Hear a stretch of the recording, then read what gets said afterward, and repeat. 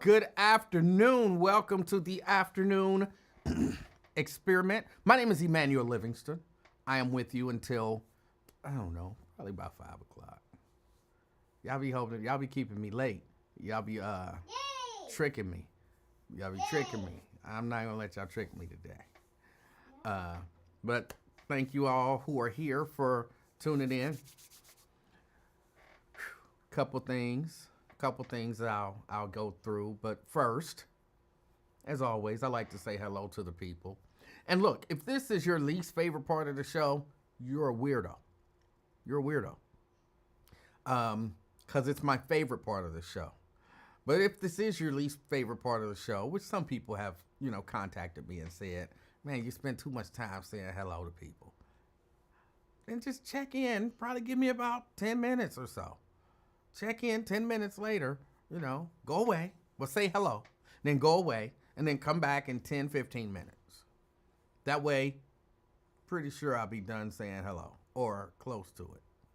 But it's my favorite part of the show, so you're a weirdo if you don't like it.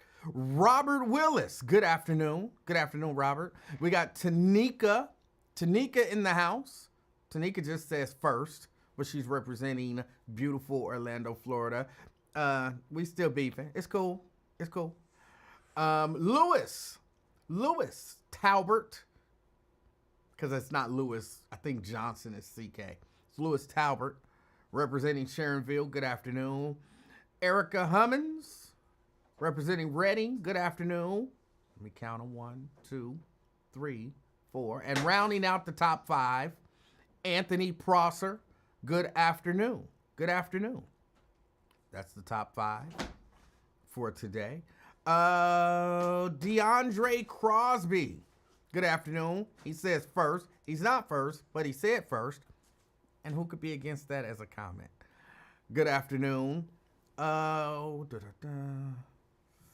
David Herring. Good afternoon. Good afternoon.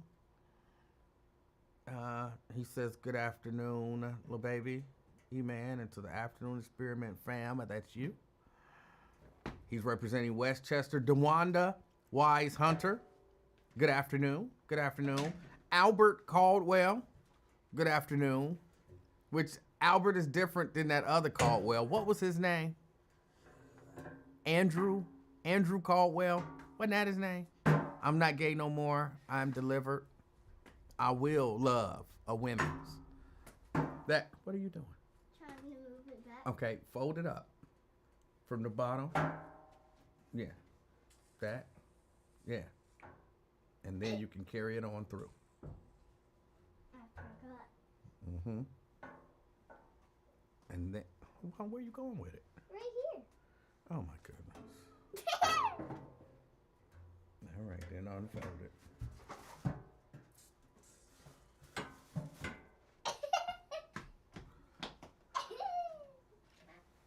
All right. So not to be confused with Andrew Caldwell. Let's see. We got Regina Denson Griffin representing Madisonville. Good afternoon. Good afternoon. Andrea Bussell out there in Gulf Manor. Good afternoon, Andrea. Dwayne Larkin representing Mount Airy. Good afternoon. Pamela Kinney representing North Avondale. Good afternoon to you. Thank you for checking us out. Dante Johnson. Good afternoon. Good afternoon. Sea Breeze. Good afternoon. Good afternoon. And Sea Breeze said, you said you got a cough. I saw somewhere where you said you got a cough or something. I hate to hear that you have a cough. The people who I was exposed to, who had been exposed to people who had been exposed to COVID, everybody tested negative. Just so y'all know. So there's a really good chance I don't have COVID. But of course, there's a kind of a chance that I do. You never know. Dina representing Walnut Hills. Good afternoon, Dina. Good afternoon. Thank you for checking out the show. Corey McDougal representing Green Township. Now, Green Township, because I always get, is it Green Hills? What's the area up there near Forest Park? Like, as you're coming out of Winton, Finneytown, going up Winton Road, and you pass through an area. That's Green Hills, right? That's not Green Township. I think that's Green Hills. That's where I got my first ticket. And some bad stuff happened to me at the hands of police. But you're Green Township, which I don't think is the same.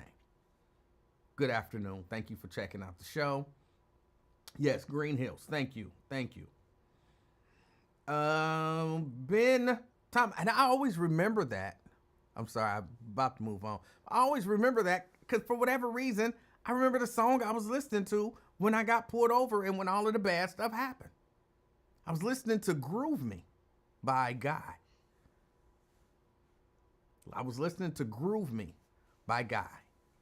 In a 1978, I believe it was, Buick LeSabre. It was my daddy's car.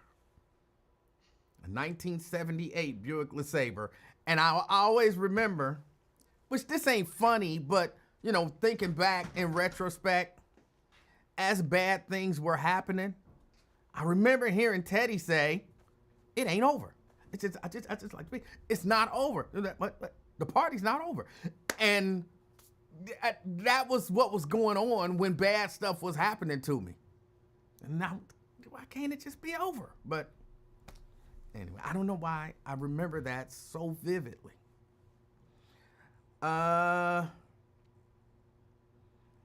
Ben Thomas, representing Blue Ash. Good afternoon. Brenda Early in the house. Brenda Early, representing Fairfield. Good afternoon. David Herring. You already said hello, but he's talking to the little baby. She done walked away. Let's see. Shahara in the house. She's representing Sycamore Township / Sharonville. All right. Janice, my favorite. Everybody knows that. Representing Cincinnati, Ohio. Taria in the house. Hey, what's up, Taria? Like to see my friends, even though she promised we was gonna get together. But it's cold, I understand. Getting together in the cold is a thing. I'm not a cold weather person. Just in the spring, let's all hook up. Let's see. Lamont Jones. Good afternoon. I don't know what Twist Talk is. Sounds like something you just made up. Otherwise, I wouldn't know about it. Carolyn Smith, good afternoon. Thank you for checking out the show. Got Tria in the house, representing Avondale. Thank you for spending some time with us. Yo Underwood, representing Jesus Christ. Good afternoon. You can't beat that. Sunchild 7, good afternoon. Thank you for checking out the show. Ben says, salute to all my intelligent black men / fathers. Yes. Tanika, just trying to start stuff. It's a super warm 87 degrees here in Orlando. If I had something to throw, I would throw it against the wall. Break it into a million pieces. It wouldn't really do anything like effective, and I would be acting out of my effeminate side. But sometimes you just gotta do stuff for effect. I would shatter it against the wall. Steban, representing Westwood. Good afternoon. Valerie Davis, representing Dent. Good afternoon. I guess that was when the little baby came over here and sat down for no reason. Move my chair from where it is, which is a comfortable spot for me. Don't worry about why it's comfortable. It's a comfortable spot right there. She moves it around there, brings it all the way around, sits in it for, what was that, 30 seconds, then gets up and leaves.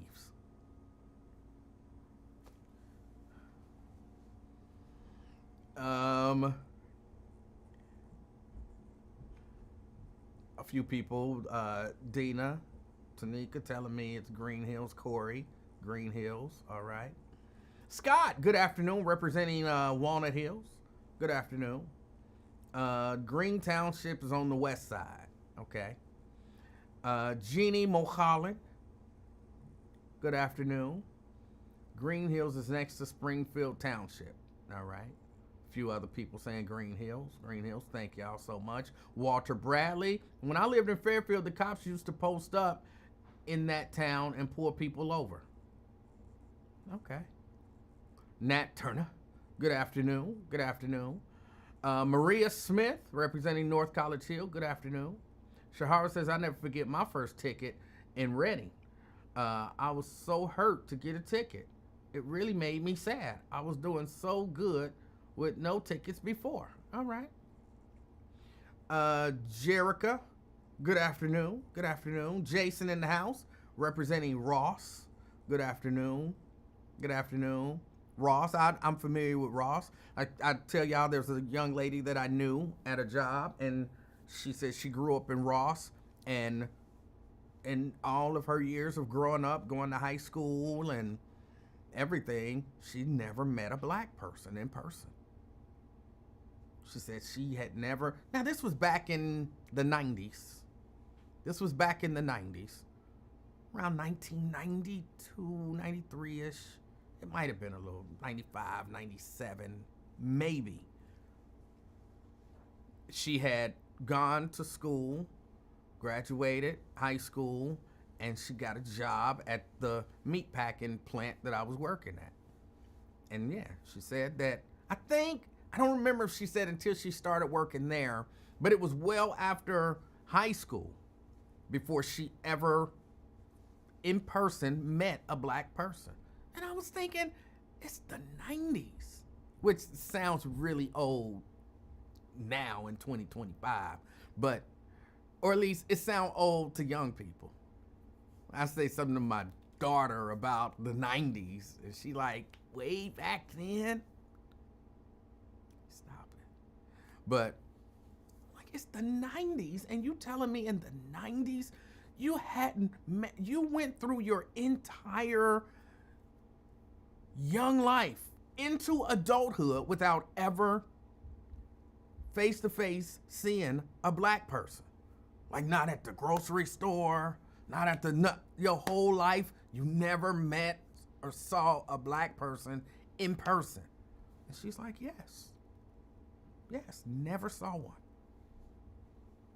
Saw him on TV, I heard about him. I'm like, you're talking about them, I'm them. Stop saying it like that. She was a nice girl. Like, she wasn't, you know what I'm saying? I'm certain, I say I'm certain, but she never showed me any, like, racist tendencies or anything like that. She just had never met a black person. Another one of them cold chills. Oh, they keep hitting me. But that was Jason and Ross. Brian Grome Sr., good afternoon. Good afternoon. Crystal Hoskins, representing the Christ Hospital.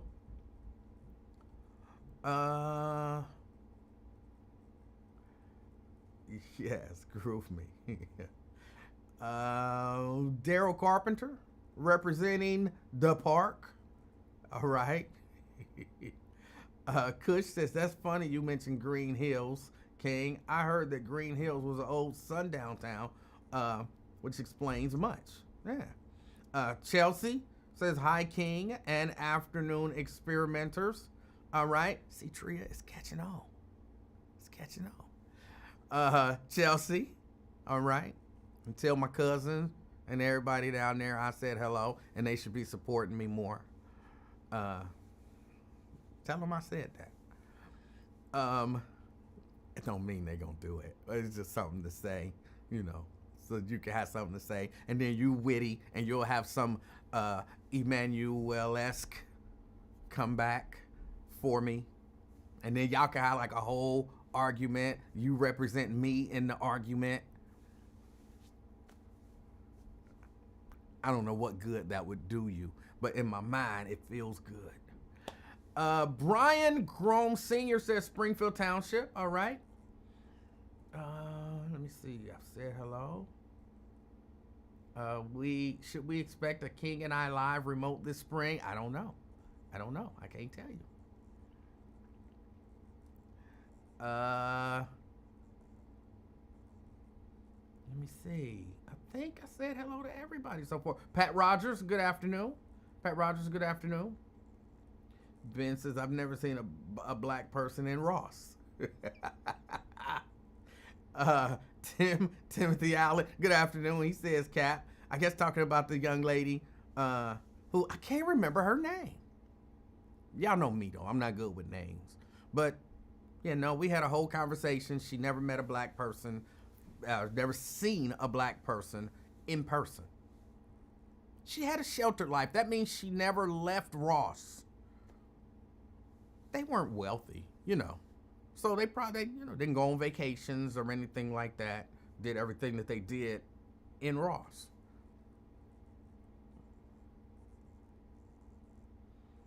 Nat says, the first time I got pulled over, I proceeded to get escorted to homicide to get interrogated because I fit the description. Oh, that's horrible. That's horrible. Daryl says, Ross is Hicktown, USA. It might even be a sundown town. Well, I know they have black people there now. Because when I was helping coach football, we used to, our young kids used to play against Ross. We were in that league. I lived in Hamilton at that time. So we were in that league. And yeah, we used to play against Ross. And they had black kids on the team. Mostly white kids, of course, but it was one or two. So, yeah. Yeah. Andrew says, I've heard of black people who never met a black person until they went away to college. Right. And I just, in my mind, I can't imagine that's true. I don't have a memory of, like, I'm sure it was a white nurse, you know what I'm saying, at the hospital. I don't have a memory of not having had some interaction with a white person. It just sounds so weird to me. Sounds so weird to me. I mean, I wouldn't be necessarily against it if that was the way life is here. But yeah, it sounds weird. Seabree says, I didn't have any meaningful interactions with white people until I was 8. Okay. Ed says, there's a lot of white people like that. I had never had such a discussion with someone. So when she said it, in all honesty, a part of me didn't believe it. Like, stop playing. You, at the very least, you had to see black people at the store. Because everywhere I go, I see black people. And some of them don't know they're black, so they vote for Trump. Like, and I see black people all over the place. So in my mind at that time, I couldn't conceive of someone having gone through 18 plus years of life and never put their eye on a black person.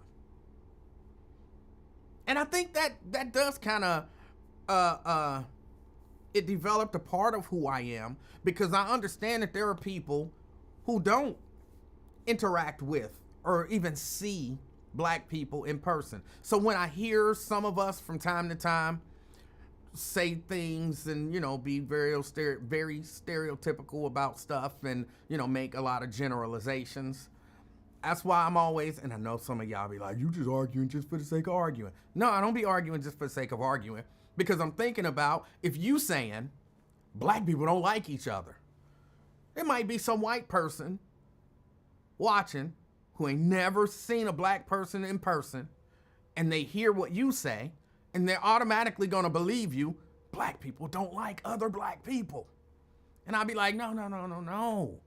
I don't want that to be, the image that we putting out there about ourselves, because they'll capitalize on that. So that's why some of the stuff I say, especially when it comes to people making those horrible generalizations about black people, I be pushing back like, no, don't say that. Don't say that. It don't stop people from saying it. But I always, don't say that. Don't say that.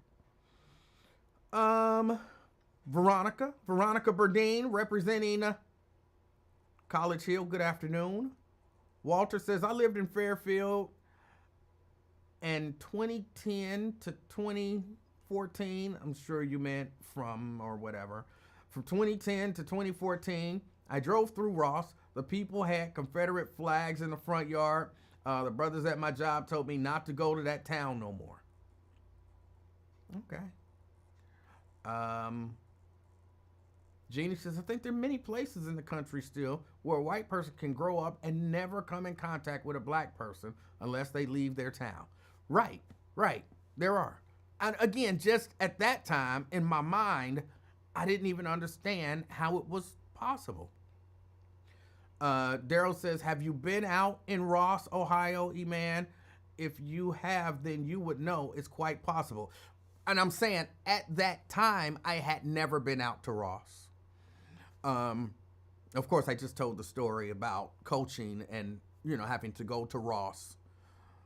And they got some black people now. They got some black people now. Or at least they did in the when would that have been? That would have been, she would have probably been about 2002 to 2007. So from 2002 to about 2007, I went out to Ross a few times a year. Because, we had football, we had baseball, we had basketball. And my son played all three of those sports. And so, yeah, we would hit Ross 2 or 3 times a year. And there was, a black person or two. So, now whether or not they might have ran them black people out, I don't know. I'm not here, standing up for Ross. I was just sharing the story.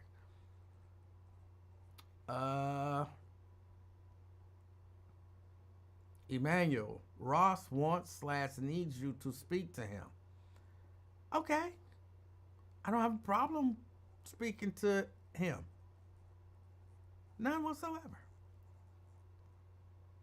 Daryl says, I used to live in Green Hills for 7 years before moving to the park. I got pulled over one time by Green Hill police, and it was Ray Tensing who pulled me over. And the way he was acting when he pulled over, he was acting the way he was acting when he pulled over Sam DeBose. He was fortunate that I had my stepdaughter in the car with me, and she was about 7 years old. I think she wasn't in the car with me. I probably would have ended up like Sam. Yeah. I'm glad you didn't. But anybody else remember the first time you got pulled over? And again, my first experience getting pulled over was not a good experience because I didn't just get a ticket. Some bad stuff happened. I made a decision that I don't talk about it anymore. But yeah, some bad stuff happened.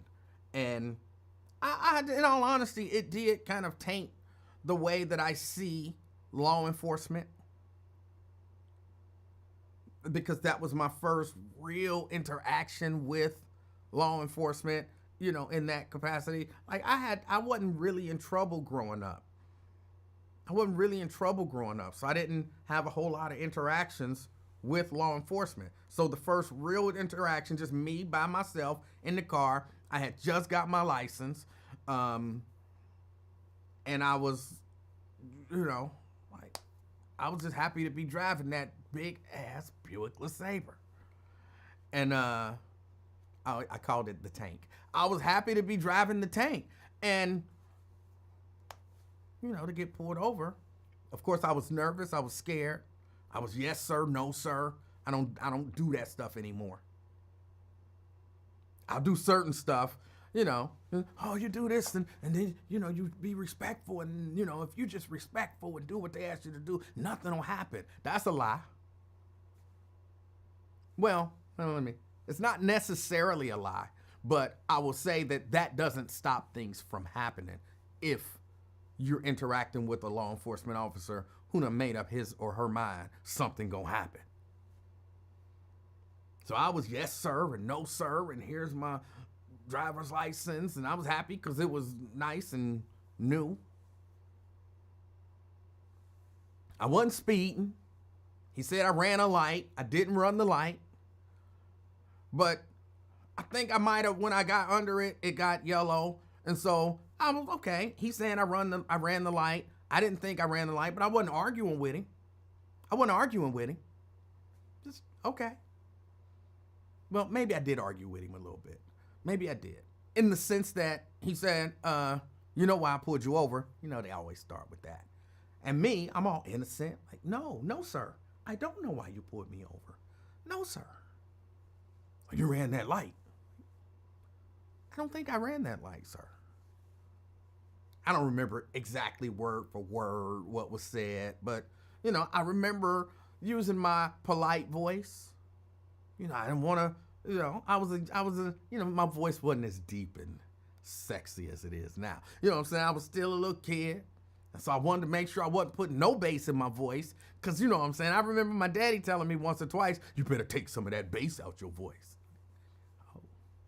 Oh, well, I don't want to do that to this nice officer.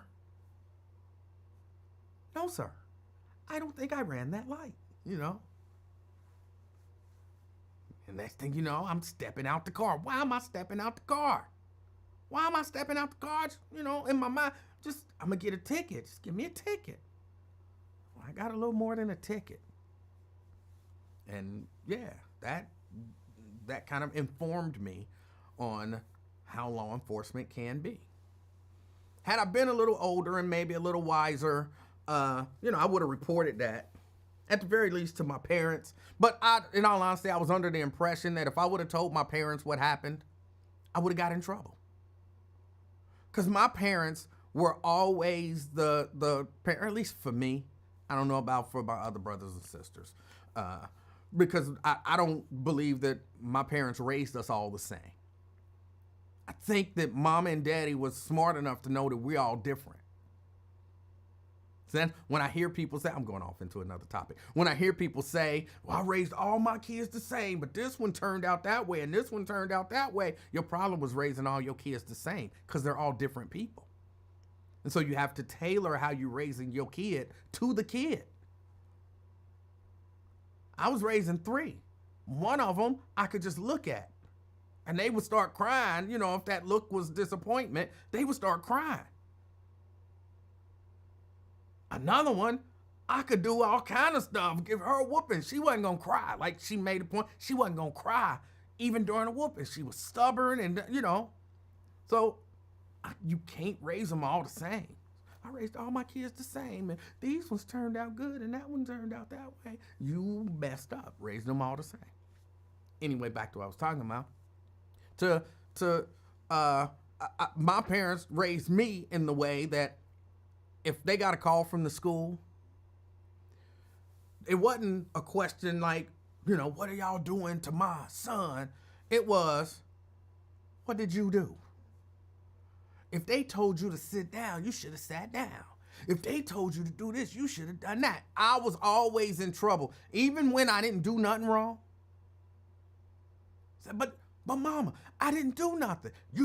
He wouldn't lie. He wouldn't lie and say you did something if you didn't. Like, yes, people lie. Sometimes people don't tell the truth. My mama wasn't buying that. Not for me. So that I had that mentality in my head. Like, man, if I tell mama or daddy that I got beat down by the police, I say beat down, you know what I'm saying? You get jabbed with a nightstick in your rib. That stuff hurt, by the way. It hurts really bad. You get jabbed for no reason. You're like, what is going on? Why am I? And I should have known. You need to tell somebody what happened. That ain't right. That's not supposed to happen. You didn't do anything wrong. I guess you learned your lesson. Well, wait there. I'm going to give you write this ticket. What? Who says that? Who does that? Some law enforcement, because they can. And I should have told, but I didn't, because you know, if it happened to me today, all hell would break loose. But, you know, at that age, what was I, 16, maybe 17? I didn't know. I didn't know. And so, yeah, that did inform. So when I'm hearing about, oh, police did this and the police escorted them, those Nazis to Lincoln Heights, and oh, the police escorted them here, and oh, the police said this and the police said that. I'm prone to believe that stuff. I'm prone to believe it. Like, I could see that happen.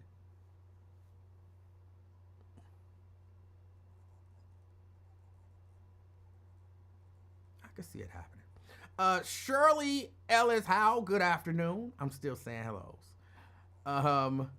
Jenna says, was she colorblind? She was not colorblind. Mary Burge Lavender, howdy. She's sending much love. Howdy. Tim says she may have never talked to a black person. She's been to Kings Island, the zoo, Children's Hospital, etc. Communities right next to her. This ain't North Dakota. No, she probably had never been to. They were poor. But I know y'all thinking everybody been to Kings Island. No, everybody ain't been to Kings Island. Everybody take their kids to the hospital. She might have never been to the hospital. She might have never been to the hospital. That woman, and I believed her, she had no reason to lie to me. That woman said she had never physically seen a black person. There are some poor people in Ross. Well, I don't know about now. Again, I ain't been to Ross in a long time, but I could imagine. There are some poor people in Ross who you talking about go to Kings Island. What? That's like cross-country travel for them. They're too poor. They never been to Kings Island. No, they ain't never been to the dentist. They ain't never been to the hospital. Granny whip up something right next to the cement pond and, got something to make sure that they're good. Scott says, do I know who you're talking about? You do, but I can't remember her name. She was a heavyset girl. She ended up having a baby. She had a baby with her brother. She ended up having a baby with I can't think of his name either. She dated Chris. You remember Chris, the supervisor? Now, I'm having a personal conversation with Scott. You remember the supervisor, Chris? She dated him for a while. She had blonde hair, but then she stopped dyeing it or whatever, and she let it grow out brown. And she ended up having a baby with that brother whose name I cannot think of. No, she didn't have a baby with her brother. She had a baby with a black dude that worked there. She was a heavy-set girl, but I don't remember her name. Scott, but yes, you know her. You do know her. You know who I'm talking about. She was from Ross. Lewis says, they are black people in Ross. There are now. Yes, Jarvis. She had a baby with Jarvis. That was his name.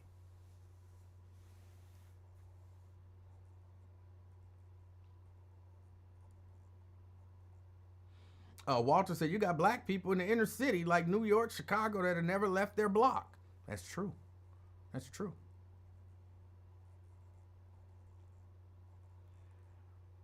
Ben Thomas say Jarvis who? You wouldn't know Jarvis. Jarvis is a guy that Scott worked at the place that I was working at when I met the girl or met the young lady. So we know a number of the same people.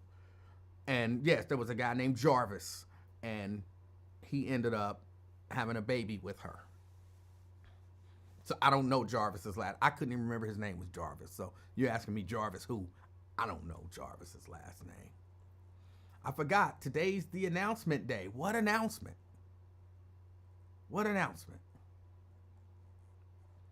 Timothy says, I played a basketball game in Ross in junior high. All right.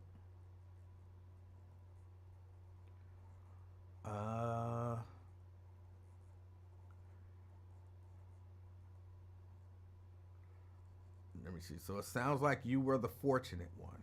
I don't know what that means, Jerica. I'm behind on comments. I'm trying to catch up. Try to catch up. Mary wanted to know what happened. Share. I shared. You asked that probably before I shared. Tanika says, "Are you the youngest, E-Man?" I'm not the youngest. There's 6 of us, and I was next to the youngest. Jerica says, "Was the stubborn one little baby's mom?" No, she was the one I could just look at and she would cry. I could just look at her and she would cry.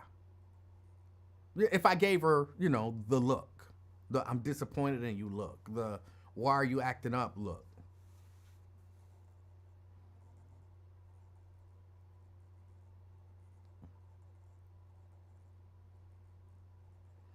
Logic Slayer, good afternoon out there in Gulf Manor.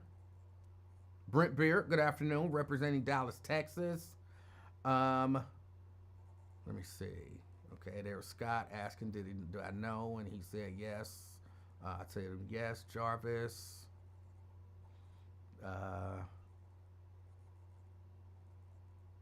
Timothy says that was her first interaction with black people. Tanika says, "You dated her?" No, I didn't date her. No, I was in a terrible marriage at that point. I wasn't dating nobody. Twin says, "What's hood?" All right. And Twin says, "So you the little sheep of the family?" I don't know what that means. And Twin also says he's repping Finneytown Kroger. All right, so that's all of the hello. Terry Anderson, good afternoon. Terry Anderson, good afternoon. All right. Well, hope everybody's doing good. Danny Dozier, representing Westwood, good afternoon. So I don't know. I guess we got into a little bit. Cedric Robinson, good afternoon. I'm sorry I didn't see your good afternoon, but good afternoon. I also see Sean D. Nutter, representing the ATL. Good afternoon. All right, so yeah, we got into a little bit of a conversation about police and police brutality. And y'all know I get beat up from time to time. People beat me up for talking about police brutality. People beat me up for talking about police brutality. As if it don't exist, But I guess you're not supposed to talk about it. It don't happen no more, maybe. All police ain't bad. I get all of that kind of stuff. And then what I think happens when people do stuff like that is they make people not want to talk about it. Like, I know I didn't do anything wrong. So, that's why I used to talk about it.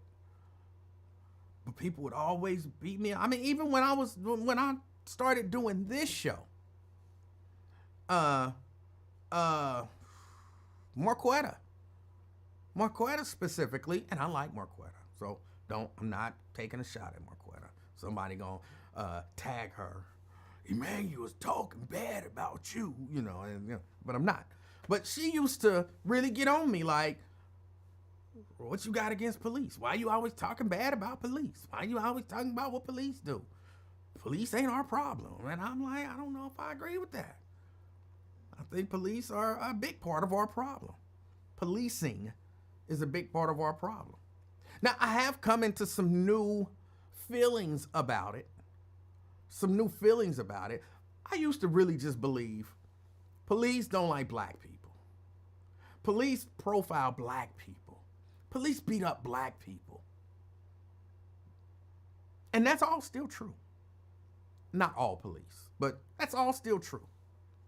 But I've learned, and I would say through watching some of these First Amendment audits and seeing white auditors out there get, abused and mistreated by police, I think they reserve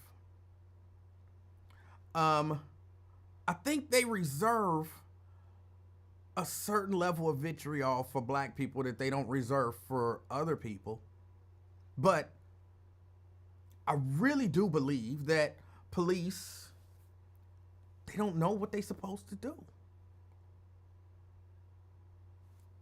They don't know the law.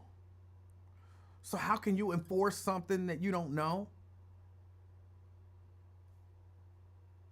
I equate it to if you walk into your mama's house, right?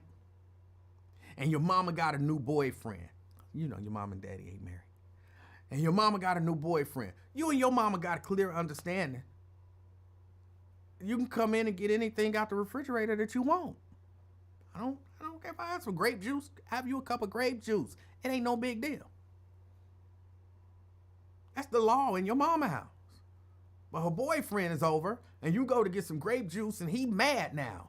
You can't have that grape juice. That's your mama grape juice. Did you ask for some grape juice? And you like, bro, you trying to enforce something. You don't even know the rule. You don't understand that I'm allowed to do this. You going overboard about something that you got no business going overboard about. You need to relax. Go find out what I am and what I ain't allowed to do according to my mama in my mama house. That's kind of police. You know what I'm saying? You can't do this. The law says I can. And they don't know. So they just know it feel wrong. It seemed like it's wrong. So I should be enforcing some laws here. Hey, you can't just be walking down the street like that. Yes, I can. No, you can't. Yeah. You can't be giving me the finger. That's disorderly conduct. No, it ain't. The law say I can give you the finger all day. It's not disorderly conduct. It's not. But they don't know. They don't know that that's the law. So I think a lot of times they should, they don't learn the law. They might learn some really I don't even think they learn like the super basic stuff. I really don't.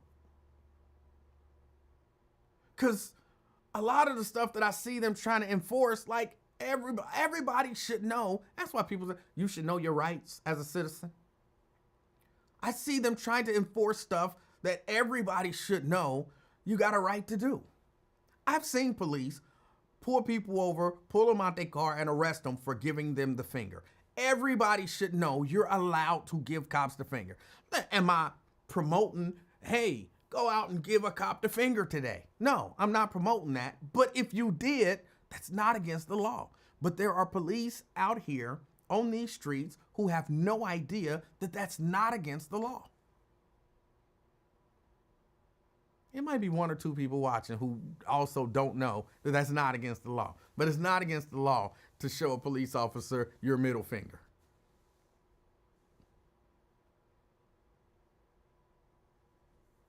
And they're not really incentivized to learn the law because you're like, oh, I'm going to sue. And police will tell you, go ahead, sue. What you going to do? You going to sue me? Go ahead, sue me. Because they don't pay. They don't pay for those suits. They don't pay. When you win $50,000, it's not like that $50,000 came out of his account.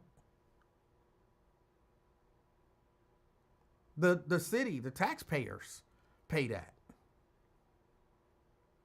Now, I've said this a number of times. If they had to have insurance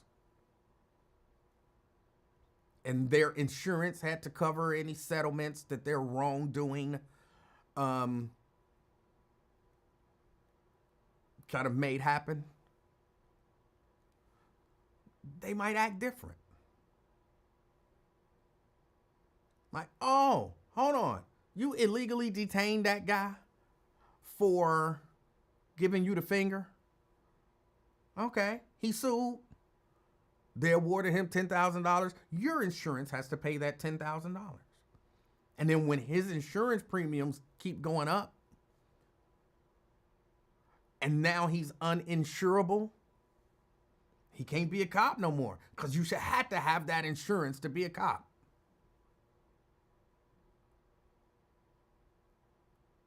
Then the taxpayer don't have to pay that. The insurance company has to pay that. Now the insurance company is telling law enforcement like, hey, we're not insuring these bad officers. Y'all need to do some better training. They need to know what the law is. I think that's a part of the solution to, police misconduct. I think those police over there in what is it, Evendale?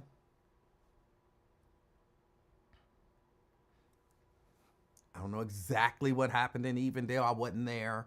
You see videos, but you hear this and you hear that. But those police officers over there, if there was, some sort of a lawsuit or something about them, allegedly, or, there's some investigation and the investigation turns up that some officer or officers did something bad.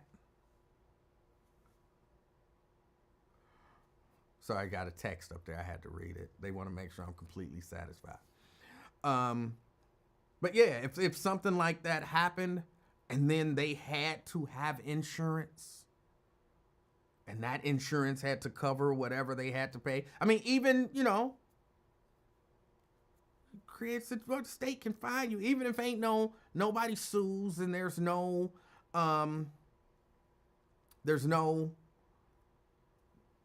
actual settlement with an injured party, but the state should still be able to say, like, look, now would the state do this?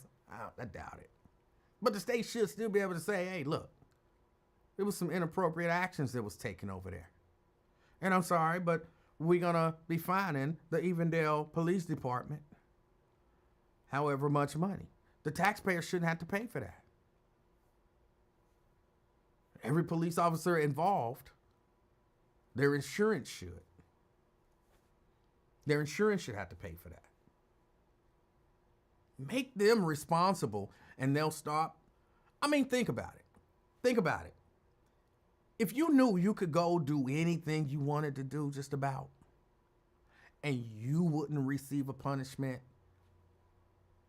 everybody else would have to pay for your punishment. Like, oh, I can drive 120 miles an hour down the street, pull you over, give you a ticket.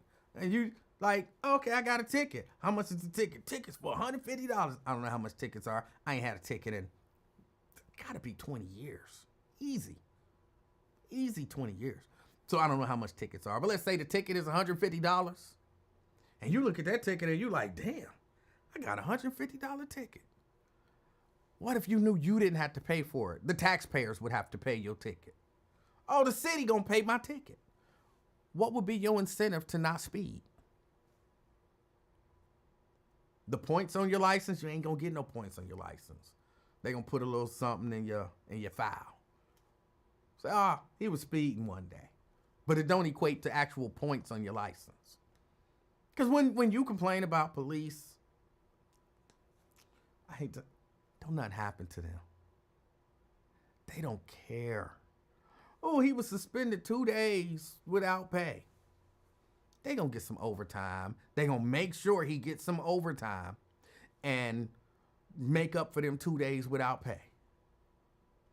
Or he gonna do his 2 days without pay and he gonna use some vacation time to make up for that money. And then later on, he gonna do some overtime. They don't care about that stuff. They don't care about that stuff. I'm gonna get your file and see how many complaints been filed on you. They don't care. When they get in trouble, it's, as they say, with a wink and a nod. You know that it was inappropriate for you to jab that guy with your nightstick, don't you? Don't do that again.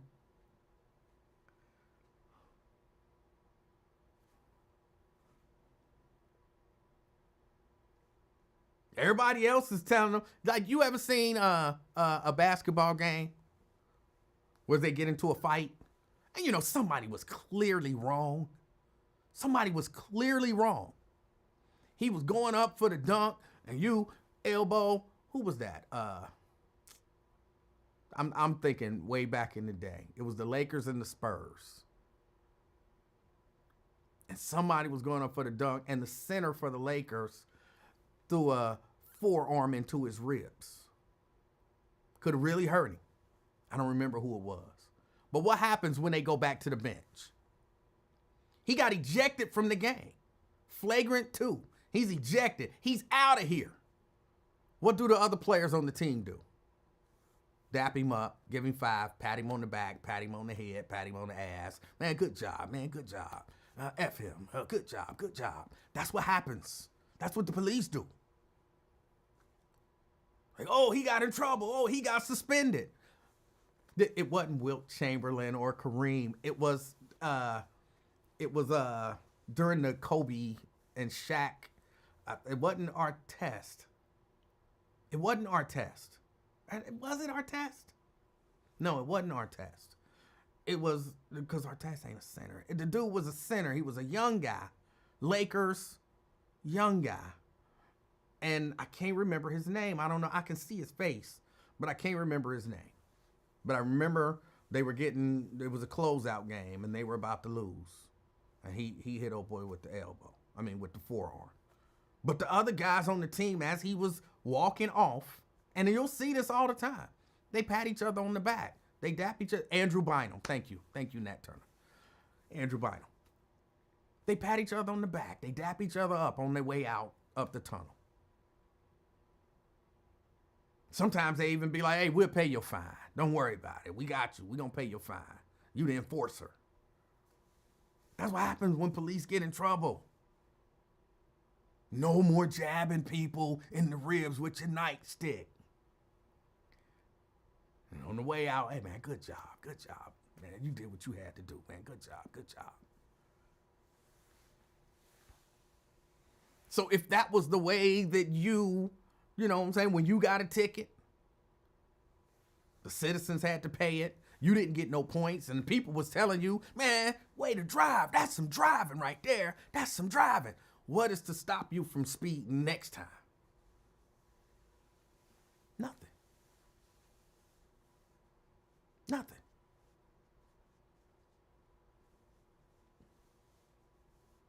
So, yeah, that's why I be, a little harsh on law enforcement. And I don't really apologize for it. I've kind of pulled back a little bit because, again, I'm a guy. You know what I'm saying? I'm a guy. I'm just a normal dude, Nobody like to be beat up like I get beat up all the time, and I have to be in the mood for the fight. And, sometimes you have to wait. Like, you have to say stuff, and people have to process it, and that be that. And y'all frustrate me sometimes because y'all let people beat me up, and nobody say, hey, leave him alone. He telling the truth.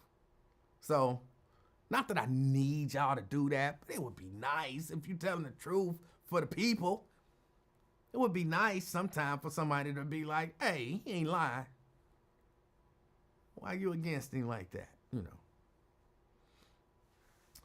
What else is going on? What is Trump doing? I saw something about Trump. I literally just a couple minutes ago read where Trump and him is doing something. Oh, the Associated Press. Y'all hear how the Trump administration, the White House, they are, I don't want to say barring the Associated Press from the White House, but, they're not giving them the access that they've had. And you know why? You know why they're not doing it? Because they are still referring to the Gulf of Mexico as the Gulf of Mexico. That's crazy, ain't it? That's crazy. Yeah. Because the Associated Press calls the Gulf of Mexico the Gulf of Mexico, they don't get to be in on some of the pressers. So no, you're not invited. It's not a right to come in here and ask the president questions. It's not a right, it's a privilege. And the president has renamed it the Gulf of America. And so if you're not going to call it the Gulf of America, then you're not going to be allowed to come in here. Yeah.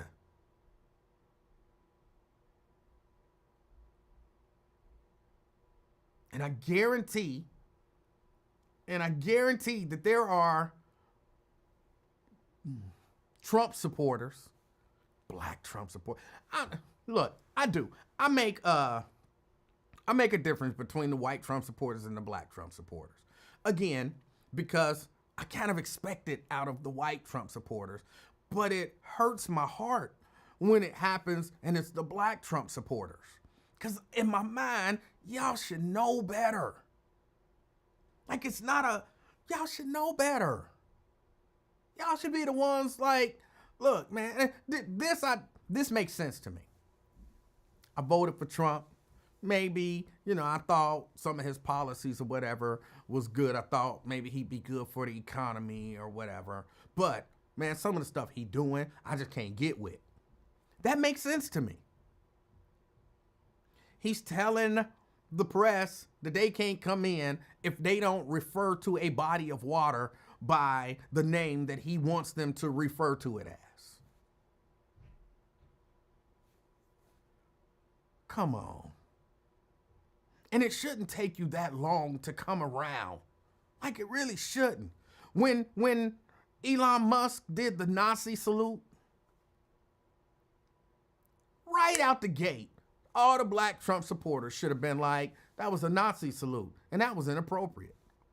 Y'all heard me. I had to have arguments with Trump supporters about whether or not that was a Nazi salute. And then 3 to 5 days later, then they come out and say, oh, well, I thought about it and it was a Nazi salute. But what difference do it make? Like, why are we arguing about the simple stuff? We shouldn't have to be arguing about the simple stuff. Some of this stuff you should just look at and you should be like, that's inappropriate. That's wrong. That is a danger to our democracy. I know, I'm overselling it, ain't I? I'm overselling it. How is it a danger to our democracy that the president won't let the Associated Press and Hank, why are you bullying me, Hank? Hank is trying to shame and bully me. And I appreciate it. I really do, Hank.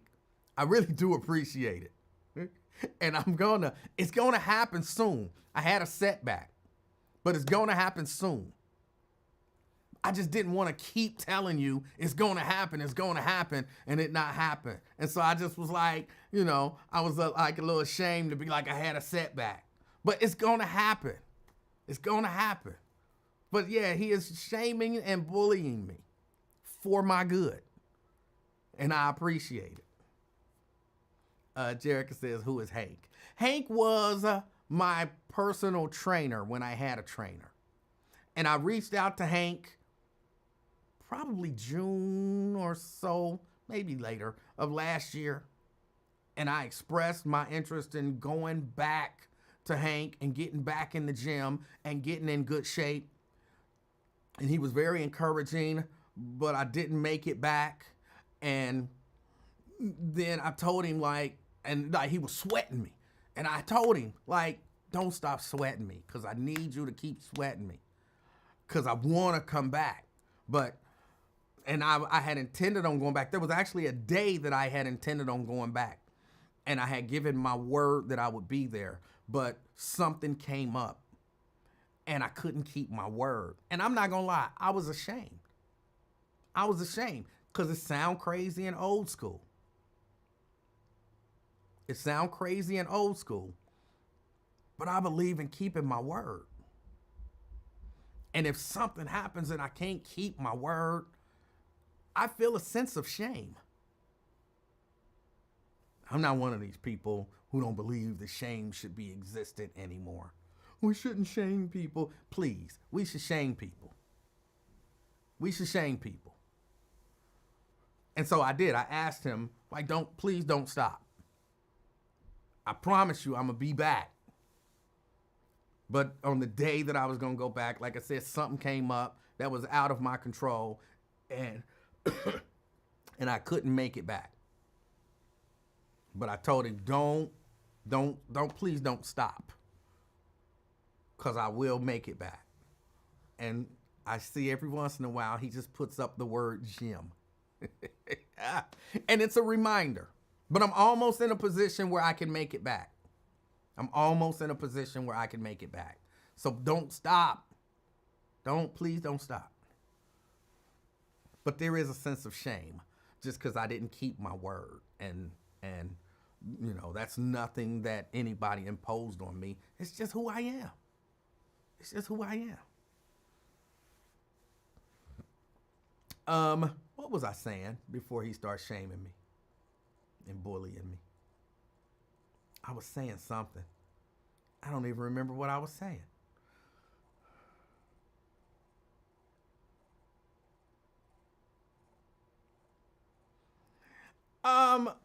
Raven, I saw your message. I was at work when your message came through, and I will call you after the show because I got a few things that we need to work through.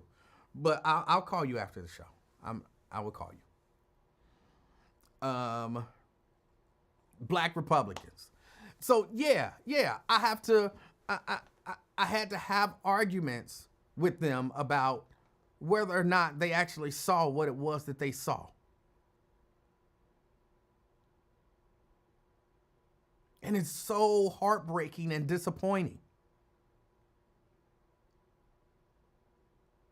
And I look, I get it. You don't want to be shamed. I get it. But I mean, sometimes you can say, I thought that was the right move, but it turns out it might not have been the right move. Or even I still think it was the right move, but I don't agree with that. Like, I try to use me as the example. I supported Joe Biden. I voted for Joe Biden. I don't agree with all of that LGBT stuff. I don't agree with that stuff. But I'm, confident enough to say, yeah, I voted for him. I like some stuff that he's doing, but I don't like all of that. Now I have to accept that a man is a woman if the man say that he feel like inside he a woman, but he's really still a man. I don't like all of that. See how you can do that? You just straight watch the dude do a Nazi salute and then argue with people that the Nazi salute wasn't a Nazi salute.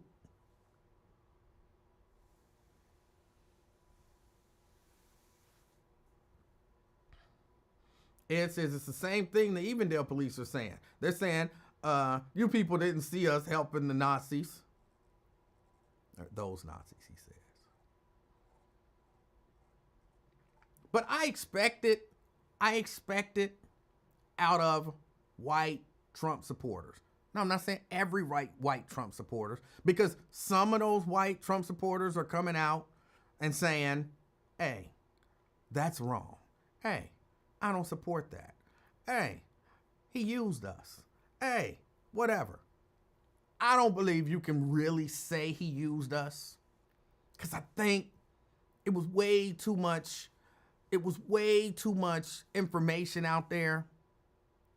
Well, when he said he didn't know nothing about Project 2025, you had the Project 2025 guy on camera saying, yeah, we talked about that. He's going to deny knowing anything about it, but we talked about it. It's all good. He's going to enact everything in Project 2025.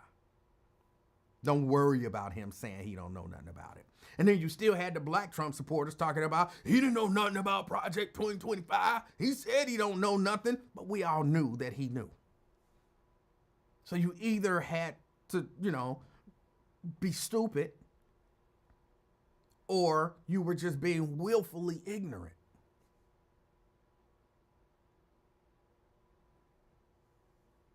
Which is kind of another one of them things police do. They do that. Police do stuff like, they see a police officer doing something wrong. They see it, but then they turn their back. And I guess so if anything come to go to court, they can say, I didn't see anything. I told you I know a law enforcement officer who, and they told me this in confidence, and, I am a man of my word, and so I can't share who the officer was because I was told this off the record.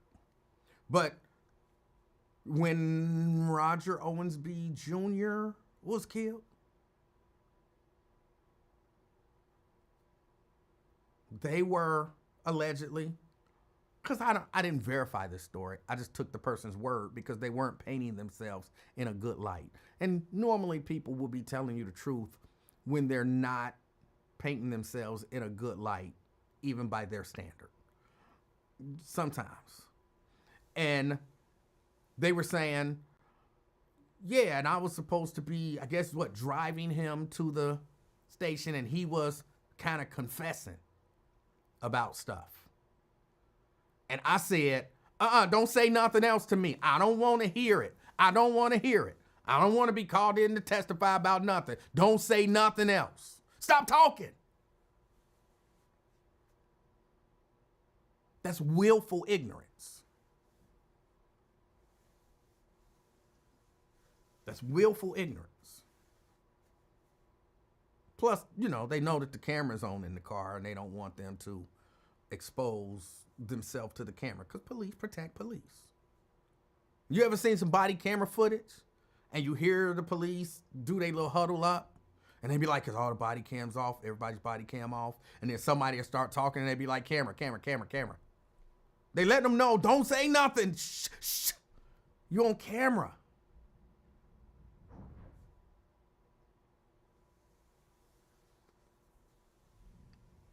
And I think that's what the Trump supporters were doing in the lead up to the election. Project 2025, oh no, he don't know that. He said he don't know nothing about Project 2025, but you got all the information right there in front of you. You were just being willfully ignorant. Do I believe that the Latinos and Latinas, do I believe that they didn't know what was going to happen? I believe they knew. They just didn't think it would be them. For whatever reason, there are people don't believe it's going to be them. This dude is saying like, hey, we're going to deport all y'all. We're going to deport so many Latinos, it's going to make your head spin. You hear that and something in the back of your head say, he's not talking about me though. He's talking about the other Latinos. He's not talking about me. He gonna deport them. He ain't gonna deport my wife. He gonna deport them. He not gonna deport my mama.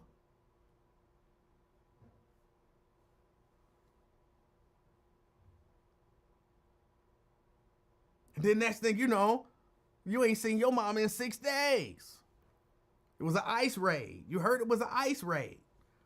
And you ain't seen your mama in 6 days. And you on social media crying.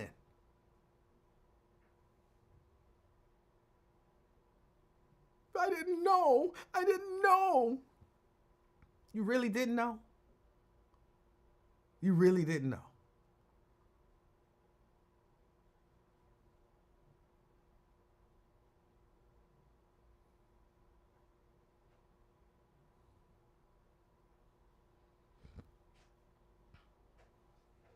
Yeah, those same black Trumpsters and black independents were ready down the hill saying Project 2025 was a scare tactic. Yeah, they were. They were. Go back and look at some of the, because I watch a lot of these guys. I can only watch so much. Like the one family, I can't think of their name. The young, ignorant black boys who just be saying wild stuff. It's like either 3 or 4 of them. They just be saying wild stuff. But they not Republicans. They're independents. Like, stop it. But go back and look at some of their old stuff. Some of that stuff is not going to age well.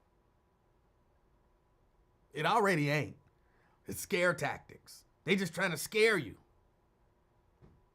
They just trying to scare you.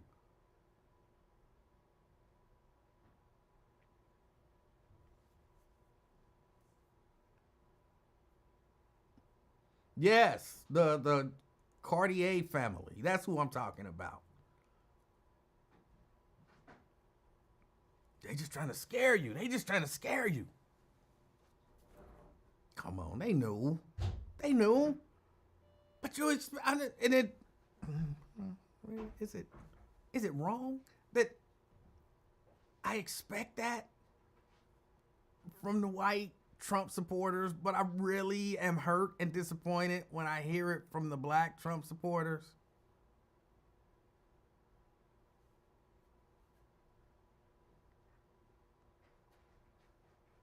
And I really do wonder, because, you know, I hear people talking about buyer's remorse. I really do wonder if those people, how bad is it gonna have to get before those people finally start saying, okay, we was wrong. We might have made a bad decision.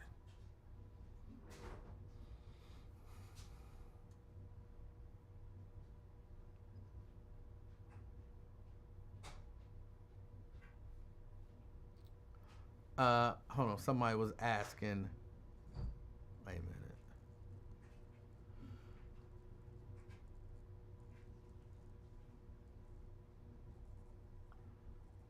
I don't know what that meant exactly.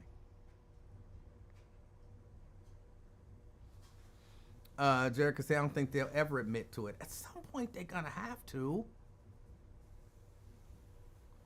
At some point, they're gonna have to. When they had to go visit their loved ones who were in prison, but they've been deported to El Salvador, they're gonna have to be like, okay, I was wrong for voting for this dude. He deported my loved one. He deported my loved one who was an American citizen but convicted of a violent crime. He deported him to El Salvador. That's wrong.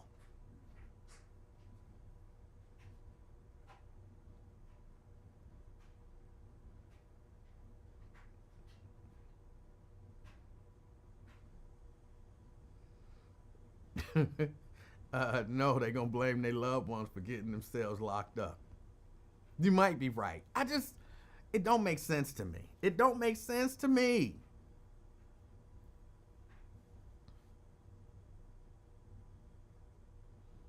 Yeah, but no more trannies in the bathroom, though. Yeah. You're not going to have a working constitution or government. You're going to have a dictator and oligarchs running the country. They're not going to pay no attention to the... Can you believe that these people are running around basically now saying judges don't have any authority? Judges don't have any authority now.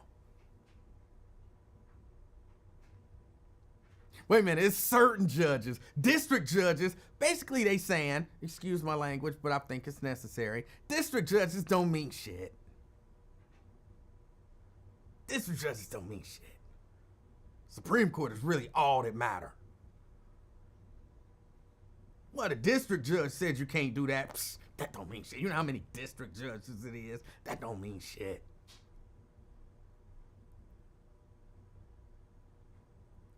So hear what they're doing. Like for real, just big picture. Pay attention to what they're doing. They're saying, and y'all, I'm not making this up. Y'all know I'm not making this up. This is what the executive branch is saying. Okay, the legislative branch said, do this, but we're not going to do it. They said spend this money this way, but we're not doing that. And then the judicial branch said, no, you got to do what the legislative branch said. But they don't mean nothing, so we're not going to do that either. And then the press ain't doing and saying what we want them to say, so we're going to cut their access. Who do that leave? Who does that leave?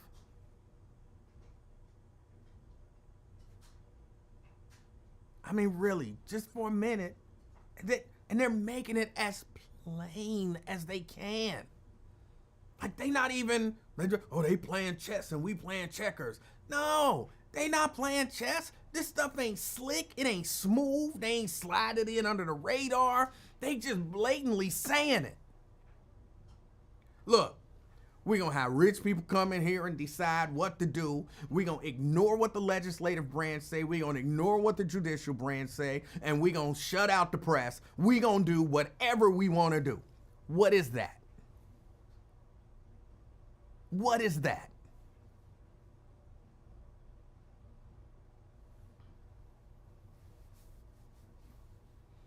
They not slick with it. They not trying to be slick with it. They just straight up saying, we gonna do what we want to do. And you either get on board or get on the train or get ran over by it or whatever the terminology is. I'm sorry, I'm not with all that stuff. But that's basically what they saying. What we, the executive branch, says is the new law.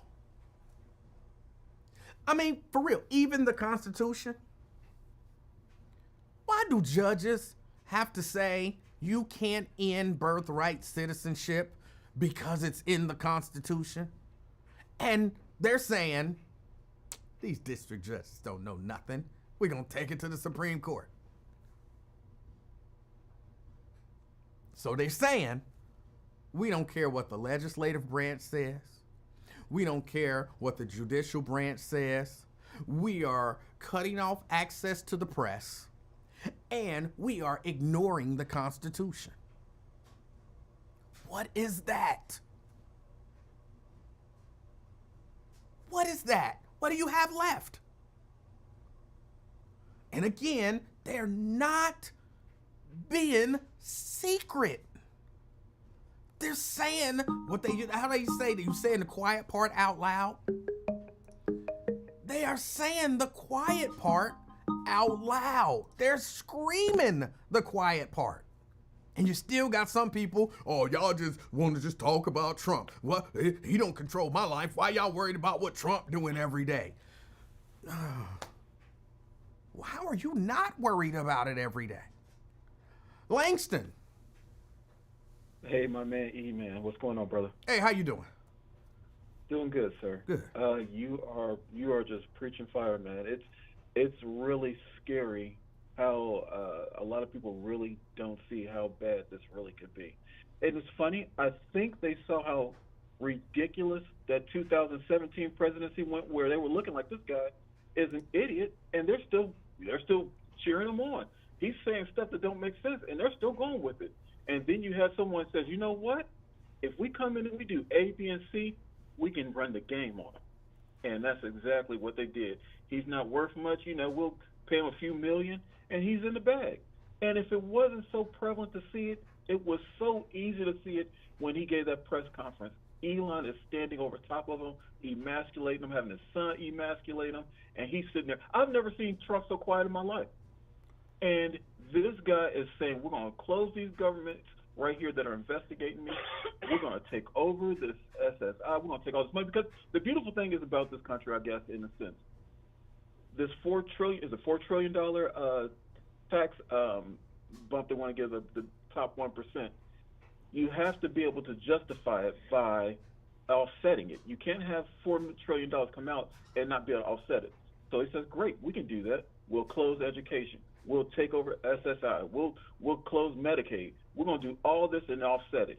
And they're trying to steamroll this stuff before the courts even get out the bed and brush their teeth. And that's what they're trying to do, to slow this down so we can, because at the end of the day, when this is all said and done and the smoke clears and we've been ripped off, somebody still got to go to jail, because this is probably the biggest robbery of them all. If, Langston, we have enough of a government left for somebody to go to jail. And one of the crazy things about this is, how long has he been in office?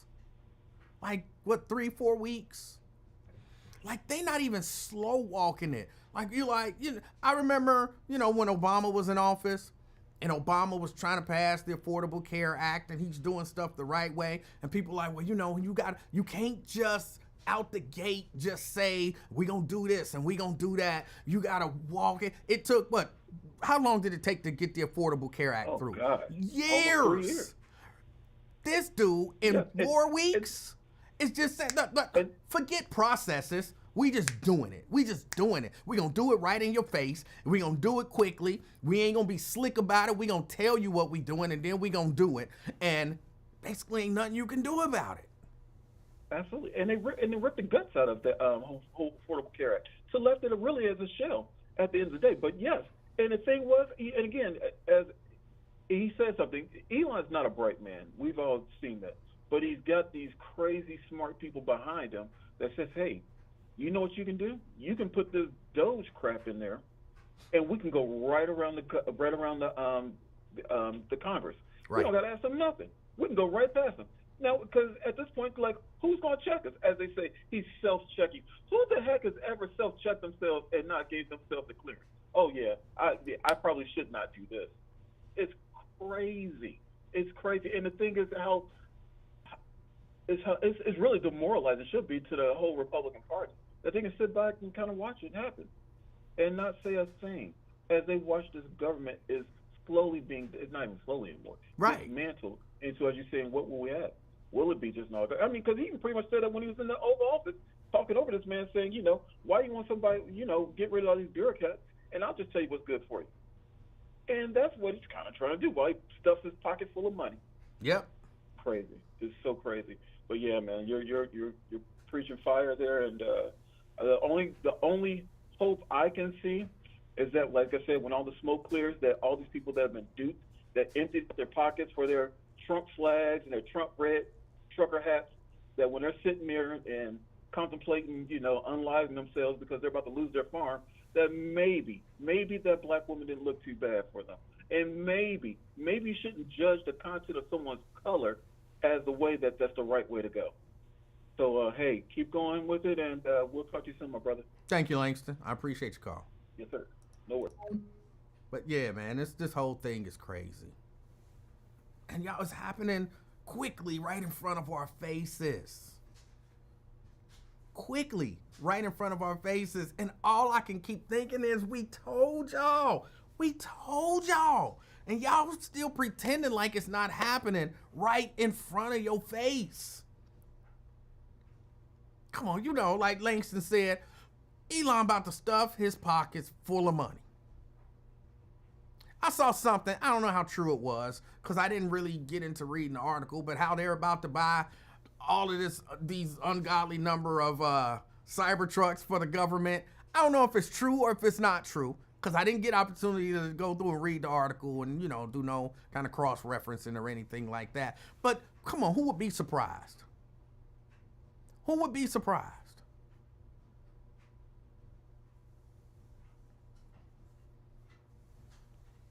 I wouldn't be surprised if they spent $10 billion in American taxpayer funds for cyber trucks from Elon Musk's company. And it's not like Elon Musk don't already get a sizable amount of money from the U.S. government. He got contracts after contracts after contracts.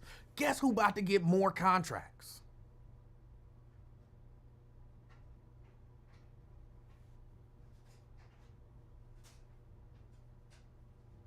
Guess who about to get more contracts? The dude that's in charge of government waste is somehow the dude that can go and access, or this is their desire, that can go and access everything coming out of the Treasury, is somehow about to reroute money coming out of the Treasury into his pocket.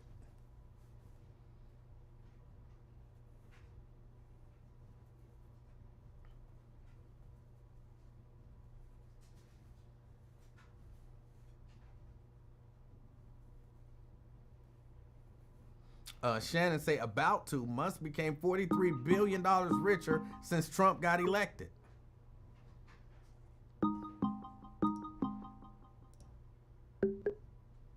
Brent. Hey, what's going on, E-Man? How you doing? Oh, I'm all right. With the Associated Press, with them having their credentials rescinded or restricted or whatever it is, if these other news organizations, from the so-called liberal ones to the right-wing Fox News, MSNBC, CNN, all of them should stand in solidarity Mm-hmm. and say, hell no, we ain't coming to any of your press releases. We're not covering you at all until you restore the Associated Press. That's wild. The Associated Press, for the most part, calls it right down the middle. And a lot of these other news agencies use the Associated Press as a source for their stories. Yes. So, even from the newspapers to the Washington Post, which is owned by Jeff Bezos. Bezos owns that. I think so. Or, yeah, and that is just totally insane.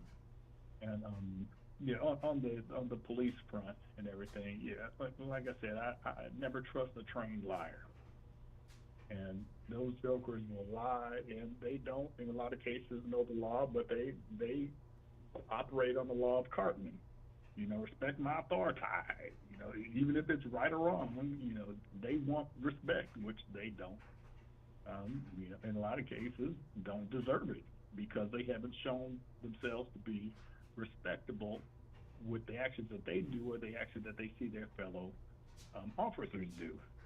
So, even with the Training Day movie, with the scene where he wound up having the rookie the rookie detective smoke angel dust to have some dirt on him, Mm-hmm. I got a feeling that is replicated in some form or fashion all over the place, and especially if you have a white senior officer and a black officer, because they want to make sure that you are willing to play ball.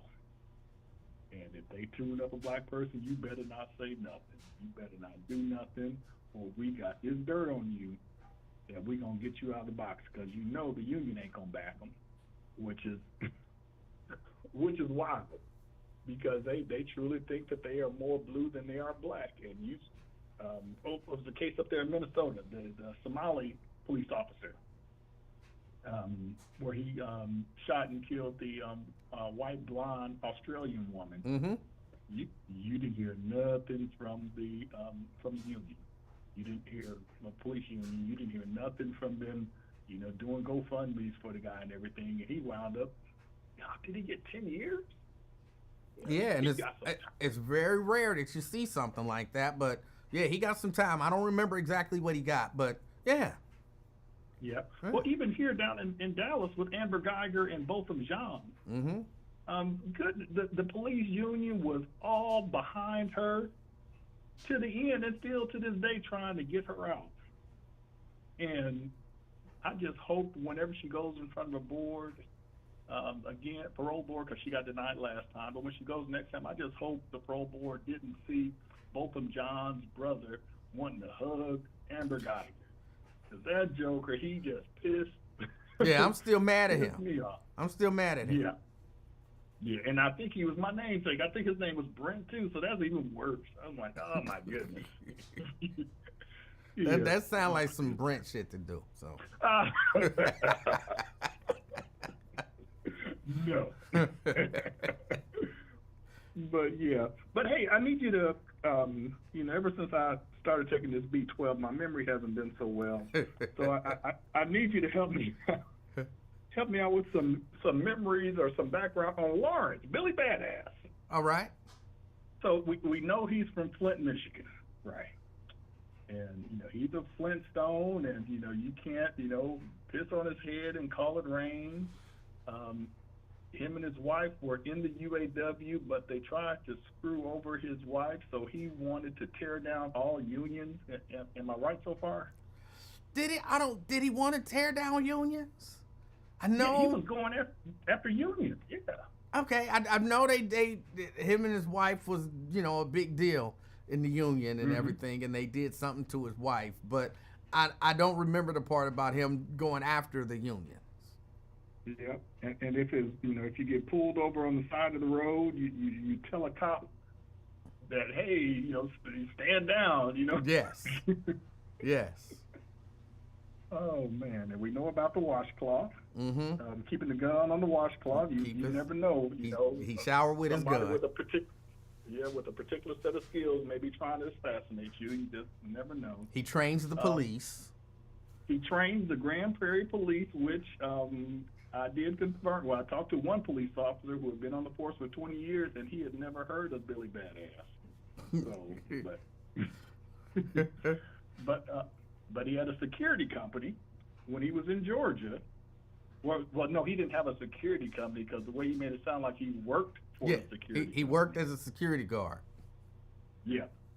Yep. And oh goodness, when he worked for that security company, because that was in Atlanta, then he moved. He was trying to make it seem like he was former military, but at most he was a military spouse. I don't know what Mrs. Collins did. Now his wife Sheila, when she called into the Lincoln Show, which I know you don't listen to that much, but she now, and this is where I need you to help me out a little bit, because I thought it was his daughter that had the natural hair down to her butt and not his wife. I thought it was, yeah. Because his wife just had a gap between her legs. That's all. Okay. Yeah, but the daughter had hair down her back to her butt. Yeah, and his daughter was making six figures working at the GM plant. Right. Which apparently, based off of his wife's social media, she still works at the GM plant there in Arlington. It's right over there by Jerry's World. And she actually ran for some union position, but lost, according to the Google. Okay. So she's still in the union, still driving the forklift. Hey, do what you got to do, but just Lawrence's whole steez. And as somebody did point up, which was a very important part, he did buy a pickup truck from a known admitted racist over buying it from a black dealership, a black-owned dealership. Yep, and he was talking about the pricing and everything that they get, and what he sounded like he was trying to do, because if you work for any of the automakers, for the most part, you do get dealer cost, which is less than dealer invoice and everything. So if you're getting the vehicle what the dealer paid for it, and then you want bed liner and all of these other frills for free, they're going to tell you to kick rocks, most dealerships. So they're not going to try to give you all that stuff. Yeah, I think he said he saved, what, $2,000? Yeah, it went from $2,000 to more than that. He makes stuff up on the fly, so he can't keep track of what he did. But his daughter, she had a six-figure job working at the GM plant. But she left that job to become an elementary school teacher. Okay, I don't remember that part. That must have been after I got fired. I think that was with you, because he's the only one let him go into these long soliloquies. Shout out to CK. But but I recall him saying he had to drive his daughter to school because someone at school was trying to disrespect his daughter. Lawrence, he stays locked and loaded with a pistol, an AK-47, a grenade launcher in the car. That's how he rolled. I don't remember that part. Okay, yeah, that part I do remember. So, maybe the B-12, actually is working. But his son, little Daryl, or I don't even know his son's name, but his son was supposed to be in the military, and I think this was on Joe Madison, where I caught this bit, where he tried to get over on Joe, and Joe ain't. Joe argued with people who agrees with him. So if he doesn't agree with them, he gonna argue with them even more, because they were talking about the military front there. But I was just trying to reconnect all the dots, because with them calling in, it just brought up a lot of crazy calls and the patience that you had, having the patience of Joe and Hosea. Okay. or putting up with him. But lastly, Valentine's Day. You got everything squared away for Mrs. Livingston? I don't. We don't normally do Valentine's Day. I might get her something for Valentine's Day this year. But we don't normally do Valentine's Day. We show love all year round. You know, I mean, I'll bring her flowers, you know, just out of nowhere, cause, you know, I love her. So, Yeah. even though that really, I don't do it that often because Right. they just sit there and die. But, you know, I mean, you know, every once in a while, it's a nice little gesture. But I don't know that we have anything planned. Mm-hmm. Or at least I don't have anything planned for her. But we don't really do the whole Valentine's Day thing. Mm-hmm. Yeah. Yeah, because I asked my wife this morning, I was like, you know, because we've been married 28 years. 28 years. Been together 29 years. But I asked her, I'm like, do you want flowers tomorrow? And she gave me this look, and it was pretty much like, you know, looked like, duh, I don't want flowers. So I was like, okay, I just wanted to make sure that I was getting you something that you wanted. So yes, I was like, hey, because she was like, why are you even asking me that? And I'm like, hey, I just want to make sure, because if you don't want flowers, you know, they be jacking up the prices. And Hold on, wait, I'm confused. Was the duh look like, you know, I don't want no flowers, or was the duh look like, you better get some flowers? The latter. Okay. You better get some flowers. So yeah. So we'll see what they have, and because I normally do my own arrangement, because I ain't paying $80 to $100 on something that's already dead when you cut it. And roses, they last the shortest out of all the flowers that you can get. So. All right. Yeah. But now I got, if all hearts and minds are clear. Oh yeah, don't forget to have Jerica, you know, recap all the costs. All right, Brent, enjoy your Valentine's Day. All right, you take it easy. All right.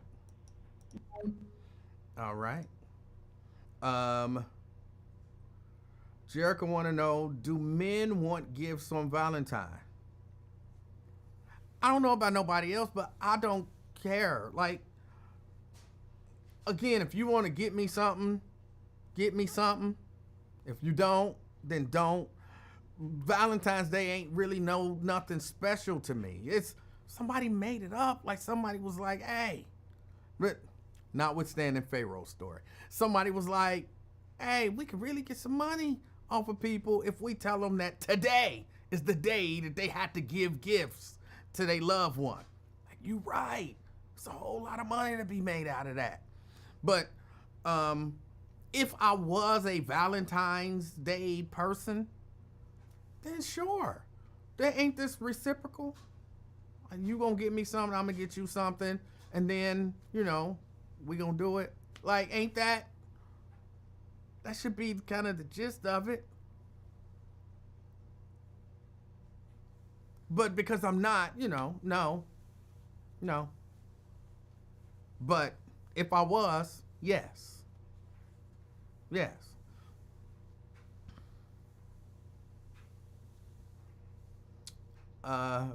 Fame says no man wants a gift on Valentine's Day. You women just need to shave your knee pads available.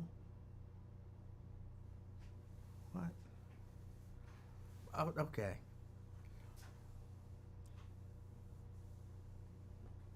Samuel says ladies giving loving is not a gift. Right. It's not a gift. It's not a gift. Just so y'all know, you know, oh, he gonna get something tonight. You're not giving him no gift. Give him a gift.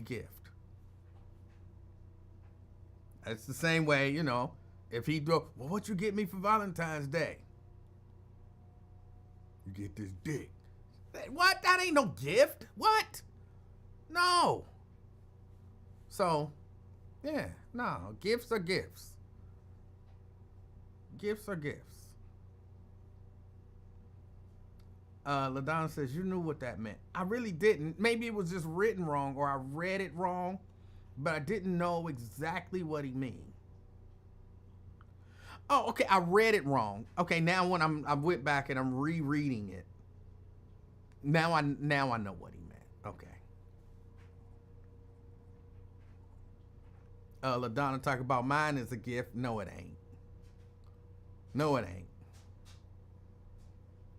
It's very rare that you can. That's not a gift. I don't know you, LaDonna. I like you. I respect you. But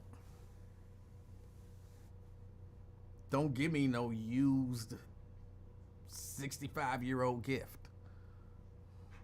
But this is for you. No. No.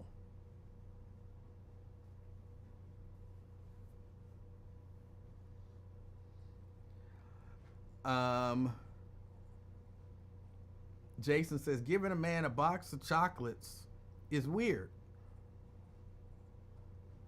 Yeah, maybe depending on the man, he might like chocolate. But then just give him something different. What do he like? See, that's the trick to gift giving. Don't do what, I mean, you can if that's what the person likes, but don't give me this standard gift. Get to know me. What does he like? I'm just saying, that's not a gift. But what does he like? Look, if Mrs. Livingston wanted to give me a gift, it's a few things that she could give me. She know one thing that she could give me. Y'all know I'm an addict for sugar. Go to Perkins, get some of they fresh baked sugar cookies, and give me a box of those. And I would be like, oh my God, thank you. Thank you. Okay, that was exaggeration, but you know what I'm saying? Know your person. If you're gonna give a gift, know your person. I personally think flowers and candy is boring. But, you know, you have some people, if you got a woman who love flowers and candy, go ahead, buy her flowers and candy. Go ahead, buy her a nice little pendant, some earrings. If that's what she like, go ahead. Go ahead.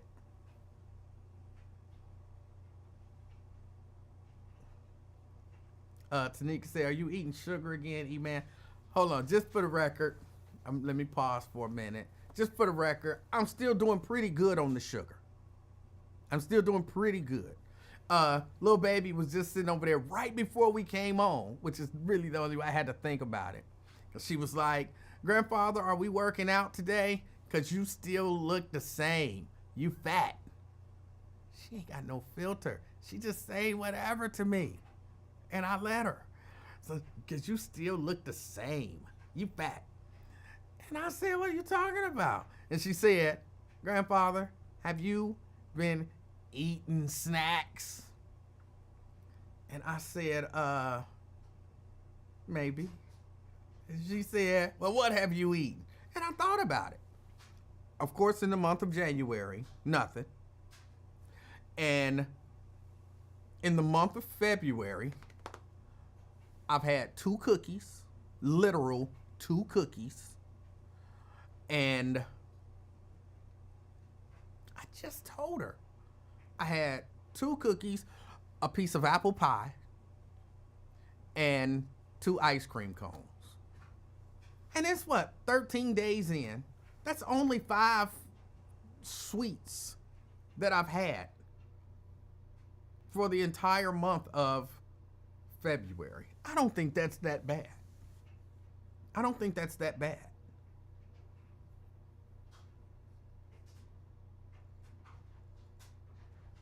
So, Dina, being an angel, thank you.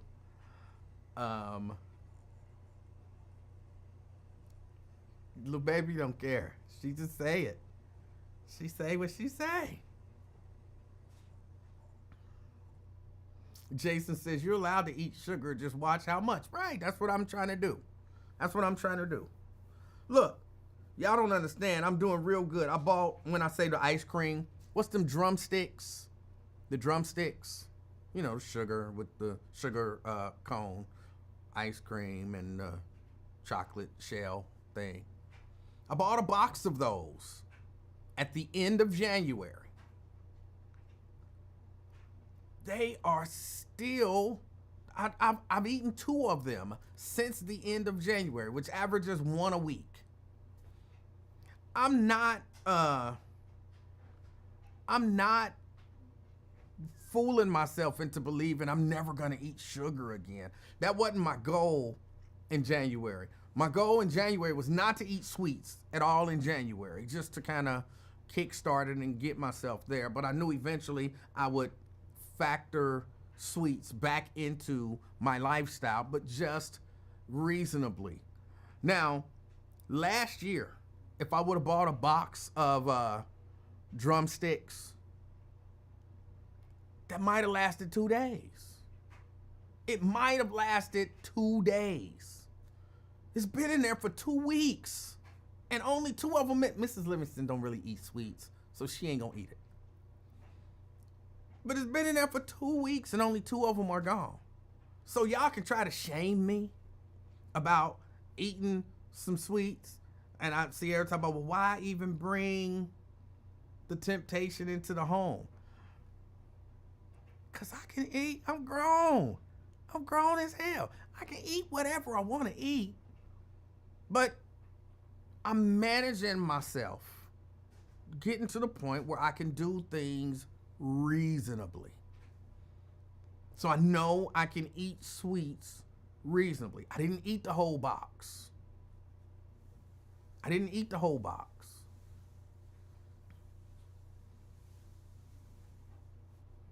think I get credit for that. It's not wrong. It's not evil to eat sweets. Steve Breeze said, that's like buying a little crack so you can avoid it. It's not. It's not.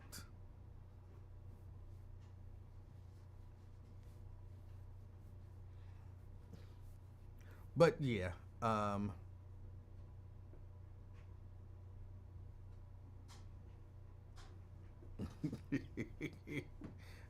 I gotta watch my language. Got little kids watching.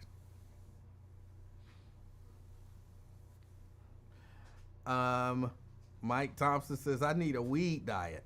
It's hard. I'm glad I never got into any sort of drugs or alcohol. Cause I be listening to y'all and watching y'all, and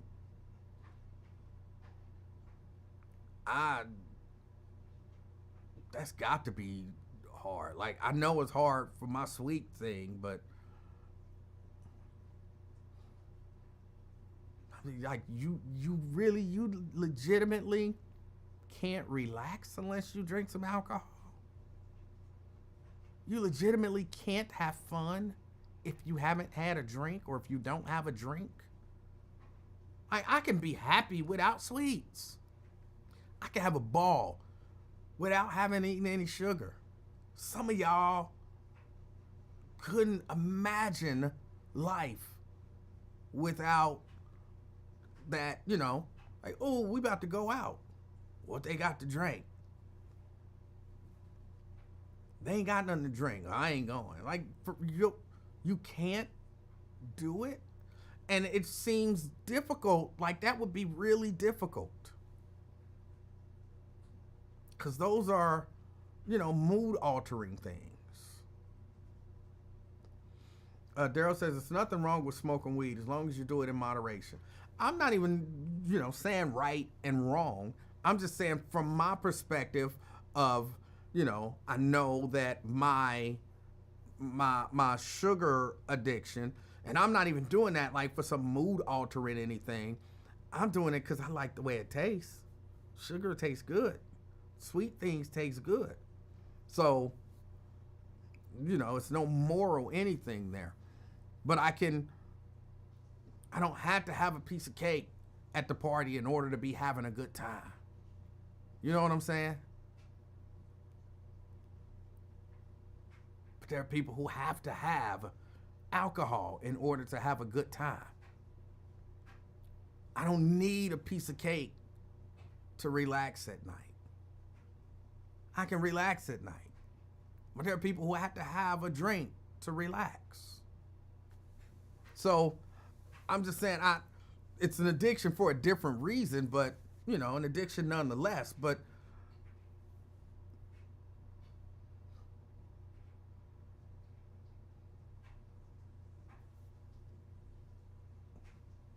Jericho says not everyone drinks with the goal of getting intoxicated. I think everybody drinks with the goal of being affected by the alcohol. Otherwise, you wouldn't drink the alcohol, right? And I guess it all depends on your definition of intoxicated. Oh, let's see. Y'all know me. I be wrong about stuff. So I don't say it until I know.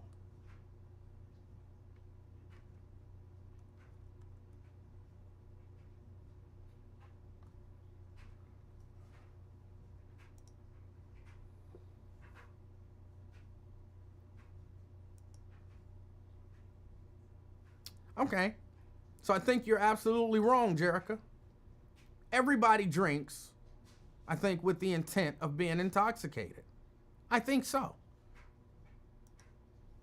Because all intoxicated means is being under the influence. So if you're drinking alcohol, you're drinking to have whatever the influence of that alcohol is.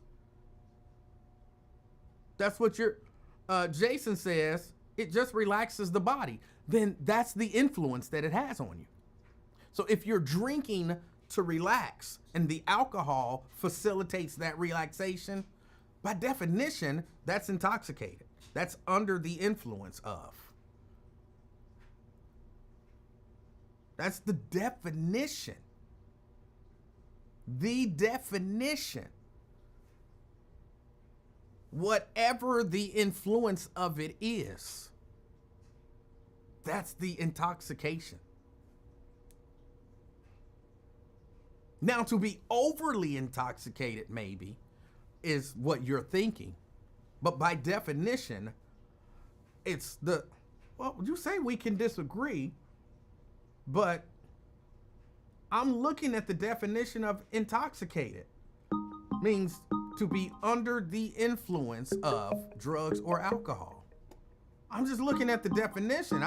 We gonna disagree with the actual definition? Twin. What's up, man? Hey, how you doing? I ain't doing too well. Oh, I hate to hear that. What's wrong? You. That's my issue. You. Oh, what did I do to become your issue? I've been listening for 30 minutes, 20, however long you been on. And yin yang hee ha hoo. For the last None of 30, those were 40 words. minutes. What's this, and that. Like, come on, man. Oh, Lord have mercy. Where my jacket at? Got to take me a fresh depression. Hey, man, can you hear me, man? Yeah, you haven't said anything yet, though. Hold on, I have to get my coat, man. Give me some air outside. Hey, man. Yeah. I listened to you a little while ago. All right. Talking about that Trump thing, bias remorse, and maybe down the road they'll say, man, we should never pick them on something like that, you were saying. Not in that order. And Emanuel, it is what it is, man. See, I hear it. So you're a cool guy, man. You square for a fair. Neutron, whatever. You cool, man. But, my thing is this, man. Real talk right here. All right. My thing is this, man. Regardless you shame a person, you don't agree with a person and all that, man. Why people gotta really feel some type of way like, man, F that nigga or something like that. Real talk, man, because a person... Do you want me to answer that? Go ahead, play. Go ahead. Here's why I think people do it. If you watch someone endorse someone hurting someone, you like to think that person could acknowledge that, number one, whatever the thing is hurting that person, and that it's wrong, and that they are wrong for endorsing that hurt, because we can clearly see the harm that it's causing. And so it becomes frustrating for people to watch someone, in this case, attempt to totally take down our democracy, and then there are people who are endorsing it, knowing the damage that it can and will do. It's frustrating. It's not frustrating, man. How long we been getting hit with the whip, man? How long we what? We been getting hit with the whip. Getting hit with the whip. Yeah. I'm not exactly sure what you mean using that phrase. How long black folks been getting beat down, man? Long time. Okay,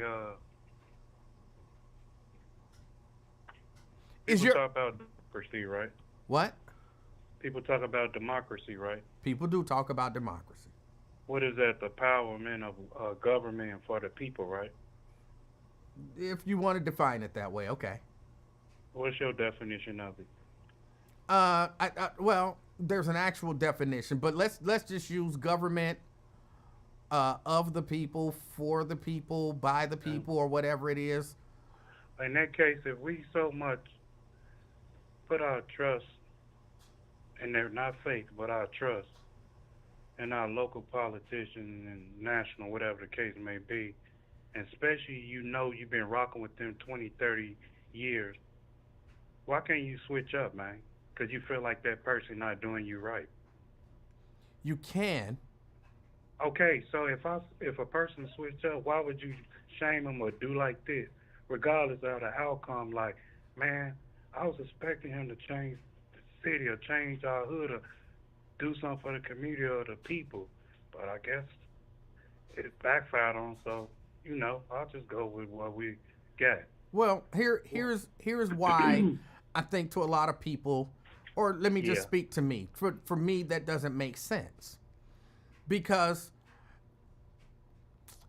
you know me, I like to use analogies and metaphors and whatnot, right? Okay. So, okay. All right, twin, it's these two girls trying to get with you, all right? And one of them, she don't necessarily treat you good, but you know what I'm saying? She give you some monkey every now and again, and sometimes she nice to you, right? Yeah. The other one, she want to kill you.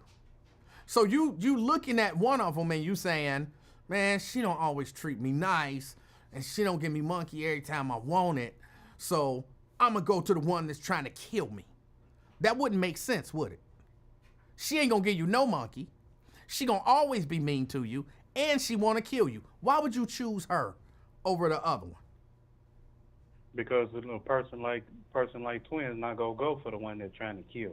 What I look like. Exactly. You look like you voted for Trump. That's it. That's the whole point. You say that's not no. That's no. Come on, hold man. on. Let me bring it home. Let me bring it home. Listen to me and let me bring it home. I'm at the doorstep waiting. Come on. All right. You say the Democrats been treating us bad. We've been getting whipped all of these years. So I chose something different. But the different thing that you chose ain't never treated you good. Ain't never wanted to treat you good. And if anything, they want to destroy you. Do you think Donald Trump want to do something better for black people than the Democrats? No, he don't. And you knew he didn't when you voted for him. So Ain't yeah. all politicians like that? No. What did Bush do for us? Nothing. What Clinton do for us? I can't say that he did a whole lot. What Obama do for us? He did some stuff. What'd he do? Well, for me, he gave us the Affordable Care Act. He was coattailing off Mitch Romney dreams. Who? Stop playing. Who? Mitch Romney. You know Mitch Romney. I don't know Mitch Romney. It's the same, but I know who you mean to say. It's the same policy that Mitch Romney had. But he flipped the strip. Hold on, Come on, man. But Start telling the truth, man. Wait, hold on. You see, this one thing Oh, my about y'all goodness. Negro. Y'all want to shame person, but y'all would never tell people the truth. who am And I y'all not people telling the know. truth? I mean, you, local politicians, people on the radio, y'all don't speak the truth. But y'all want What? to really throw that shade in people's face. Go Well, ahead, hold on. man. No, let me ask you this. What did George Bush do for us? Ain't do nothing. Nigga, either one of them did nothing for us. All right. And so what did Donald Trump do for us? He put regulation on stuff. He definitely, we wasn't in this mess like we is. What? We straight now. We But I'm we saying- had coronavirus. People was dropping dead like flies. What do you mean? We was in a at better opposite side position. end, right? What do you mean He we was was in at- a how were we in a better position under Trump than Obama? We didn't have no COVID-19. I'm just saying we didn't have COVID and all. You talking about what did Trump do? You asked me what he didn't say. The pandemic, talking nothing about no damn pandemic. No, you just said we was in a better position under Trump. And that's what I'm trying to understand. How? How do you perceive that? I mean, you saw what happened under Trump. How was that a better position than I anything? ain't talking about that COVID and all that, man. But that happened under Trump. You asked, did you say how his Trump is? What he do or something? Right. What did he do? I mean, he stopped regulation and he got rid of taxes a little bit and everything, but What? he cut taxes a little bit He cut taxes for who? for the rich, and he cut taxes. Are you rich? Everything was, Hold on. Are you rich? No. Right. If So I what think did he? I'm rich- So what did he do for if you? You say what now? What did he do for you? Hey, I was happy. Everything went up, man, and I had to pay more for everything. But he always put a lot of regulation on stuff. He puts a lot of stops to things. See, what y'all don't fail to realize, he's about money, man, and he needed somebody strong because the man losing. He got dementia or something. The way that little boy checked him, you not the president. My dad is, and then wipe that little slime on his desk. I'm like, man, he a little cold little brother, dude or whatever. And man, y'all throw these crazy focus on these crazy issues and everything, what's going on. Only thing he doing is checks and balance, man. He went up in there. No, he's not. No, twin. He went in there. Twin. Man, no, Come no, on, you're not gonna be honest. No, You won't be no. honest now. You told me I'm to not be about to honest. be honest. Why don't you I'm be not about- honest? What? I'm not What? about to- What? Do you know what checks and balances mean? Yeah, yes. What? He went in there and checked the books and checked the record book. Went in there like, hey, let me see what this is. How can we balance this out? Hold on. No, what do you think he checked and that he's balancing? What did he check and he's balancing? He's go balance the budget. That's what he's going to do. He went to go check the government and see where all this money had been missing. Why y'all spending this countless money on this bull crap? Wait, Hey, you really come believe here. that too, don't you? Yes, that's what they doing. They know what they doing. They got to get rich. All of them got to get rich. You genuine. You have 100% bought in, but because I ain't bought into it. If you just look at it, he said he was going to do it last time he was in office. It's like, when I get in, I'm going to do this. He couldn't really get in because he ain't had the right people. People want lawyers here. And they said, hey, man, sit your white ass down. We going to come back at you in 2025. Right now, you can't run for this. We going to let... Go ahead, Mama. Look, I want to learn. No, So- man, you not go. No, y'all don't tell the truth on here. And that's why Y'all I don't check it. want to all learn. y'all- Twin. I listen to every podcast Twin, radio. come on, man, But can we- everything I hear, it get boring Twin, listening to that. twin. Trump. But how y'all gonna Twin. strategize the black community? Twin. Y'all never say that. Y'all talk Twin. about everything. No Marcus Garvey mentioned on these radio. But Twin. in today's news is such and such. Twin. Eric Tubman. Come on, I hear you, man. Go on with that. Can you relax for me? Go, player. Come Go, on, man. player. Emotional intelligence. Let's have Go a ahead. conversation. Go ahead. I want to learn from you, okay? So I'm asking you, what budget has Trump balanced? He ain't balanced none. Only the last time the budget was really balanced when Clinton was in and all. All right. So you say he ain't balanced nothing yet. What? Not yet, but he's Okay. about to. Hey, hold on. So I'm asking a question. Grocery truck. Okay. Okay. I'm asking a question. You said he looked at the books. What books do you believe he looked at? Probably the spending book. the of what's spending going book. on. So he What looked. the- He looked at the. Them funds, them funds and everything was really going on. So he looked at I mean- the spending book. And what do you think he saw when he looked at the spending book? Yes. See what was going on. That's all they basically doing, it, man. He's a money. Him and Elon is about money, man. They about money. They gonna have to make their pockets rich. They gonna have to get it fat. They But made a deal. Why you think he was around? But You know- I'm not arguing with you. I'm trying to learn. No. We talking. Right, talking. right. But So- as I look at it like this, in my perspective, Okay. people can, in twin perspective. Only thing I look at it like this. Only thing I look at it like this. Trump, man, he's about money. That man, if you put Trump in that office by himself, that man gonna feel like he in 23-1 lockdown. Trump can't do it by himself, man. He about money. He can do a little bit, but he can't do the whole thing. Elon Musk and whoever running behind Elon came behind him. Hey, this how we gonna run this. Do it like this. And Trump got the nod. That motherfucker quiet in the church book, man. He real quiet. He can't do nothing. Quiet as a church mouse. Twin, you're not helping Trump me. You're not helping me understand. Because I'm helping you understand because No. he came. They know. You're just rambling. See, y'all looking for a small thing. He got Elon Musk. He do this. He doing this, and he just He doing he know what? what He's doing what? You said he do this. he What? said he cutting all this nonprofit and all these. He know what he doing because they here on So tell me, what is he doing? What is he doing? He about to balance the budget. That's what he about to do. He might throw the black folks a crumb or something like that. Other than that, man, this riffraff and all that, Trump do it. He know what he's doing, probably. Wait. That's why he got Elon Musk in there. They got to run that book up first. What they gonna book? get they cut. What? The check, the balance, man, the budget. They got to budget. run it. They go lower at everything, man. He's trying to get it lower because they know the Do you- Democrats went in Hold on, and wait. people get Twin. Do you know who creates the budget? Yes, we know the people. Who? We as people Who? create the budget. Who? Probably the government. I don't know. Creates. I don't Well, really just say get I into don't that know. stuff, man. It's okay to say I don't know. I don't know. All right. The Congress. Donald Trump. I said the government, right? Donald Trump don't create the budget. Elon Musk. That's He doesn't create the budget.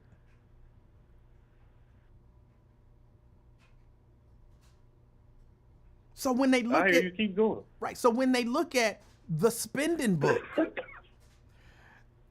there's not necessarily a whole lot. I mean, he can do some, like he's talking about, for example, cutting out What happened? Where that 500 billion came about? which that they just 500 found? which 500 billion do you believe they found? What was that 500 billion from? What was that for? I don't know what 500 billion you're talking about. That they went in there, investigated, took them 2 weeks to do, Who? and unspending money, bogus money. United States was sitting down under the last administration for years and everything. I'm not You sure. ain't know about that? I'm not sure that they know about that. I can right know now, about it. look, Twin, right now I can say, hey, I looked at the spending book and they spent $12 trillion inappropriately last year and give you no evidence to prove it. And if I just say it and you believe it, then it'll make sense to you. And you'll be like, damn, that Emanuel is really doing his job. He found $12 trillion. But what did I show you to back that up? Sometimes you really sit down and think about it and everything, and they tell myself, oh, it's a government shutdown and all that. Dang, it's a government shutdown. But y'all just found Ukraine $50 billion. How's this a government shutdown? Come on, let it make sense. What? I'm just saying, man. Government, that's why I don't get into that stuff. I really don't know about it. But I think, man, to me, man, they just doing something that they know that the government messed up, the last administration. But that's how they look at it. But for just years. to be clear, though, Twin, you're saying that with zero actual information. You only believe that because that's what the guys that you like said. You don't have anything to back that up. I probably do if I really do my research on it. I probably do. It's my delivery and logic. Okay, no, but that's very important, twin, because your question you're asking me is why can't people just vote for who they want to and believe what they want to? But but hold on, let me answer. When you're saying I believe whatever I want to with no I didn't say all information, that. well, you did. I didn't say all that. You no, did. I did. Don't put words in my mouth. No, I did. You did. I ain't say nothing like that. Yes, player. No, you I did. And you believe I whatever believe. you want to No, because you like the I didn't say person that. that's giving you No. the fake information.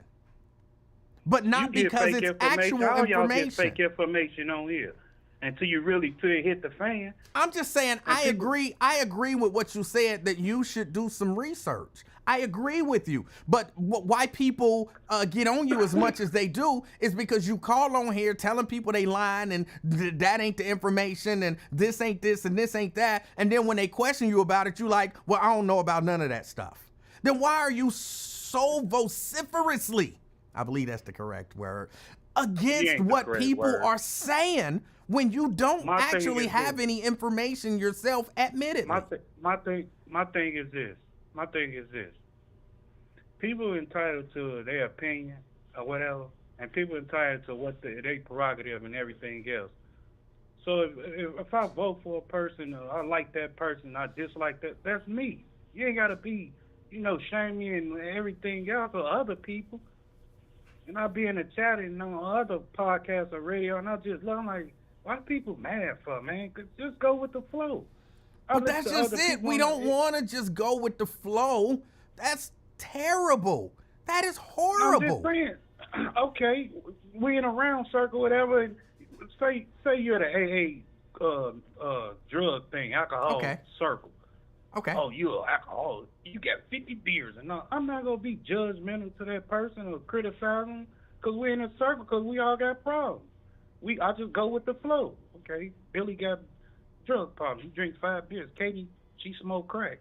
I'm not going to shame a person, but us as people shame our own kind because of that person. No, it don't work. But what if But what if you at the AA meeting and Shelly smoked crack and Susie drank 50 beers, but Emanuel, I'm sitting there talking about I got some crack and some beer in my trunk.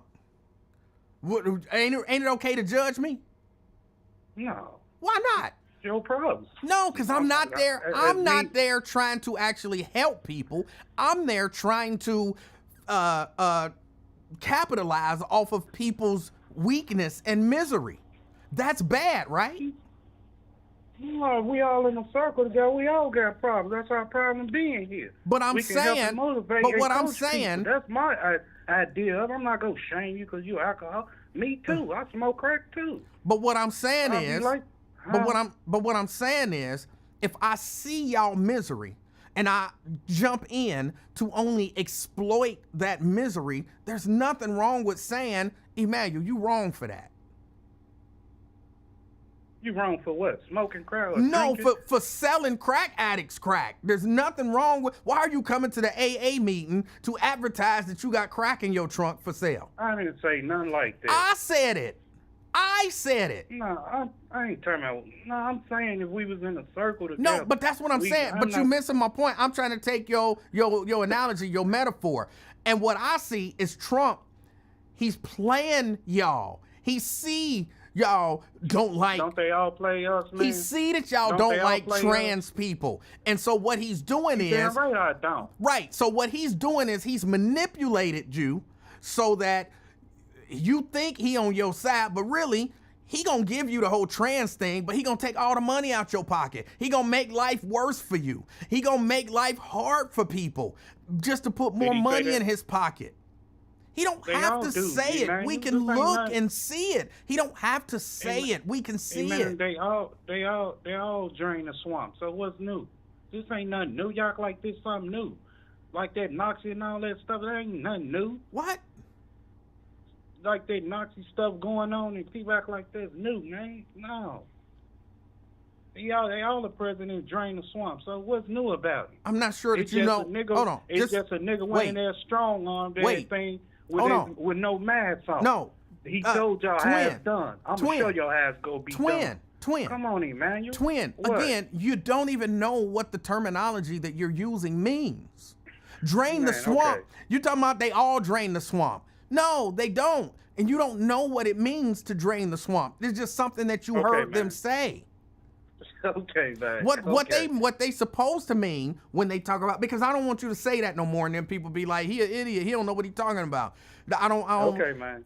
what they mean when they talking about draining the swamp is they mean getting rid of corruption. The stuff that you saying they all do, drain the swamp means we gonna get rid of all of the people who do that. And you just admitted that Trump is one of the people who do that. You can say drain the swamp on anything, man. Go on ahead. No, you It's can't. empty, That's man. not Dump it. just something Yes, that you you can, can- man. You can use that any term. Now get up out of here with that It's not. political What talk. does that Go even on mean? ahead, man. Then what does it mean? If you can just say it about You anything, can drain. what does that mean to drain the swamp? If I got a swamp in my backyard, hey, man, can y'all do me a favor? Dig this swamp up for me, because I'm going to put a whole new park right here. Okay, but what does They it mean drained in it. all right, A but in removement, man. any A other removement. No, That's what it is. Right. So in put that in context with the government. What does it mean when the president says, I want to drain the swamp? What does that mean Get politically? rid of a dead weight. Get rid of dead weight. And according to you, he wants to now be the dead weight. So how are you draining the swamp? You nuts, What, just to man. become the swamp? You nuts. You can't Let's just. put this.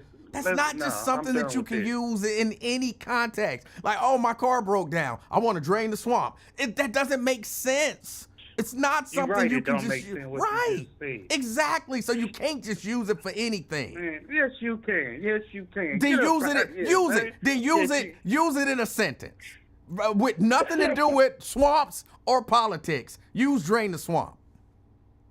I just told you what I'm gonna do. No, that was actually talking about a swamp. Use it in some other context. What's up? How many you got on there? Use it for Kroger.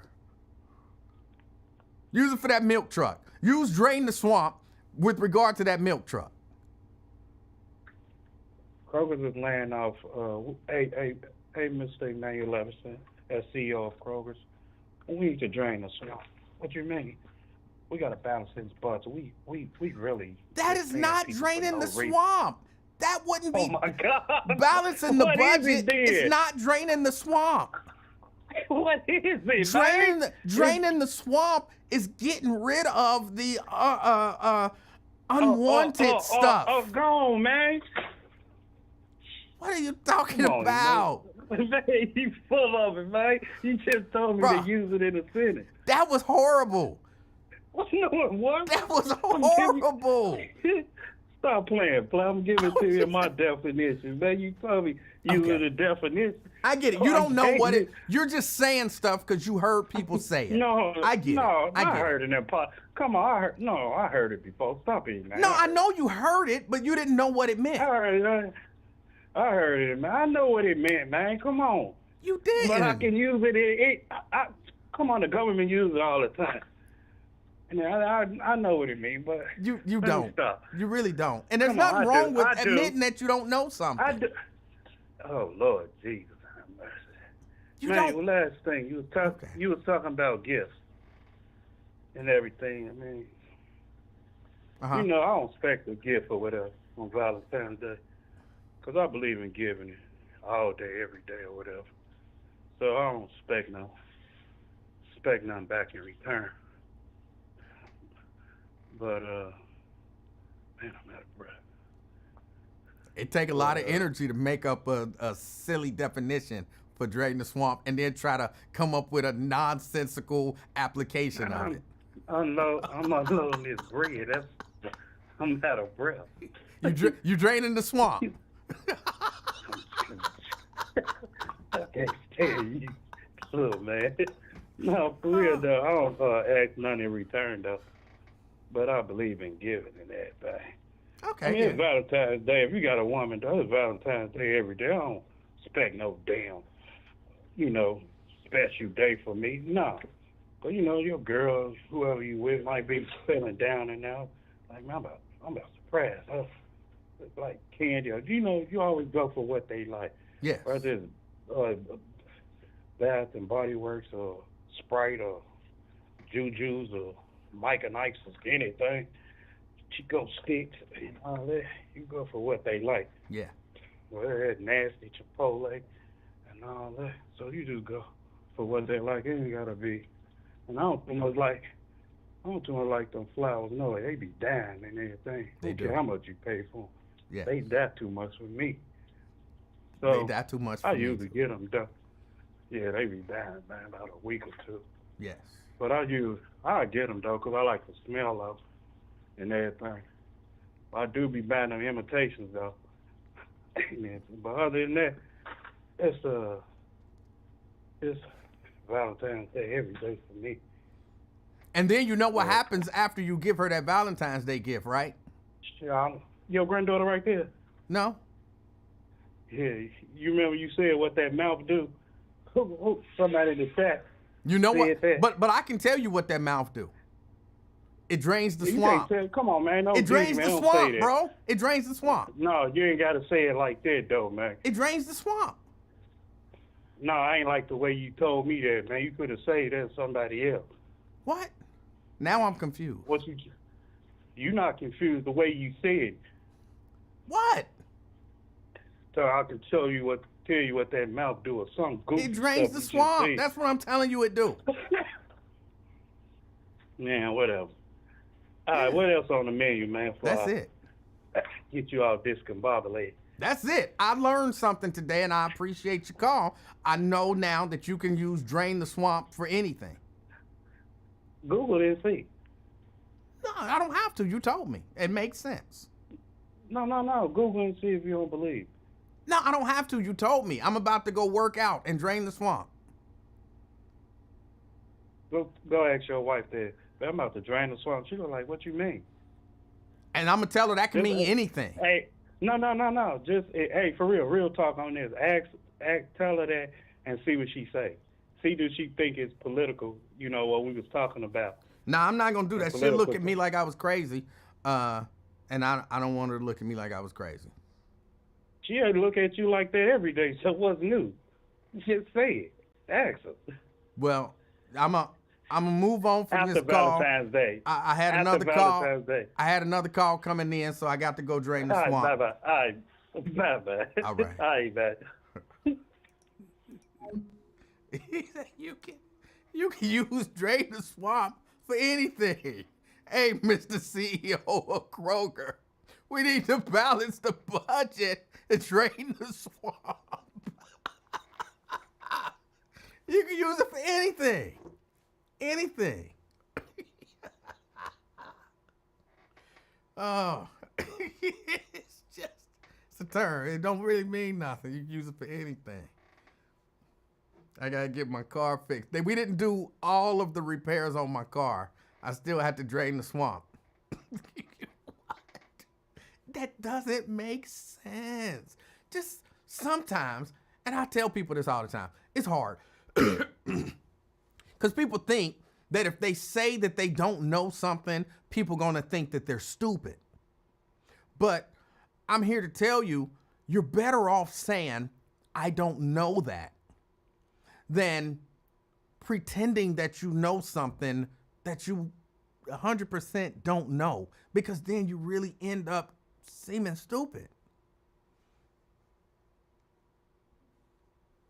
I don't know. I don't know. What does it mean to drain the swamp? I'm not sure. It's something I heard him say. It kind of sounded good, and so I was just using it. I'm not sure what it means exactly. Okay. There's nothing wrong with that. Nothing wrong with saying I don't know. It's funny because he said I don't know earlier.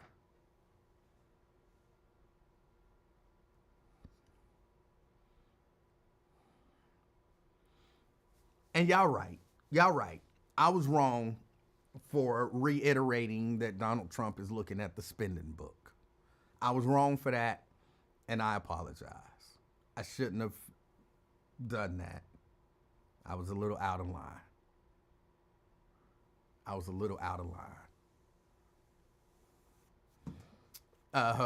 Brenda said, I need to drain the swamp so I can get this laundry done. There you go. You can just use it in anything. Oh, y'all, it's about time for me to go. I gotta drain the swamp. Oh, I gotta get out of here. Oh, it's time to drain the swamp.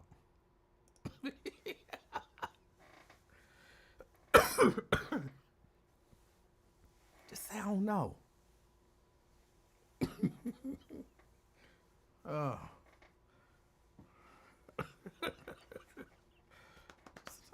Oh, he heard it. He heard it. And then they do say it, and it be catchy. We know they don't actually want to do it, but it was catchy. You know what I'm saying? We're going to drain the swamp. We're going to drain the swamp. They don't want to drain the swamp. They want to replace the swamp with their own swamp.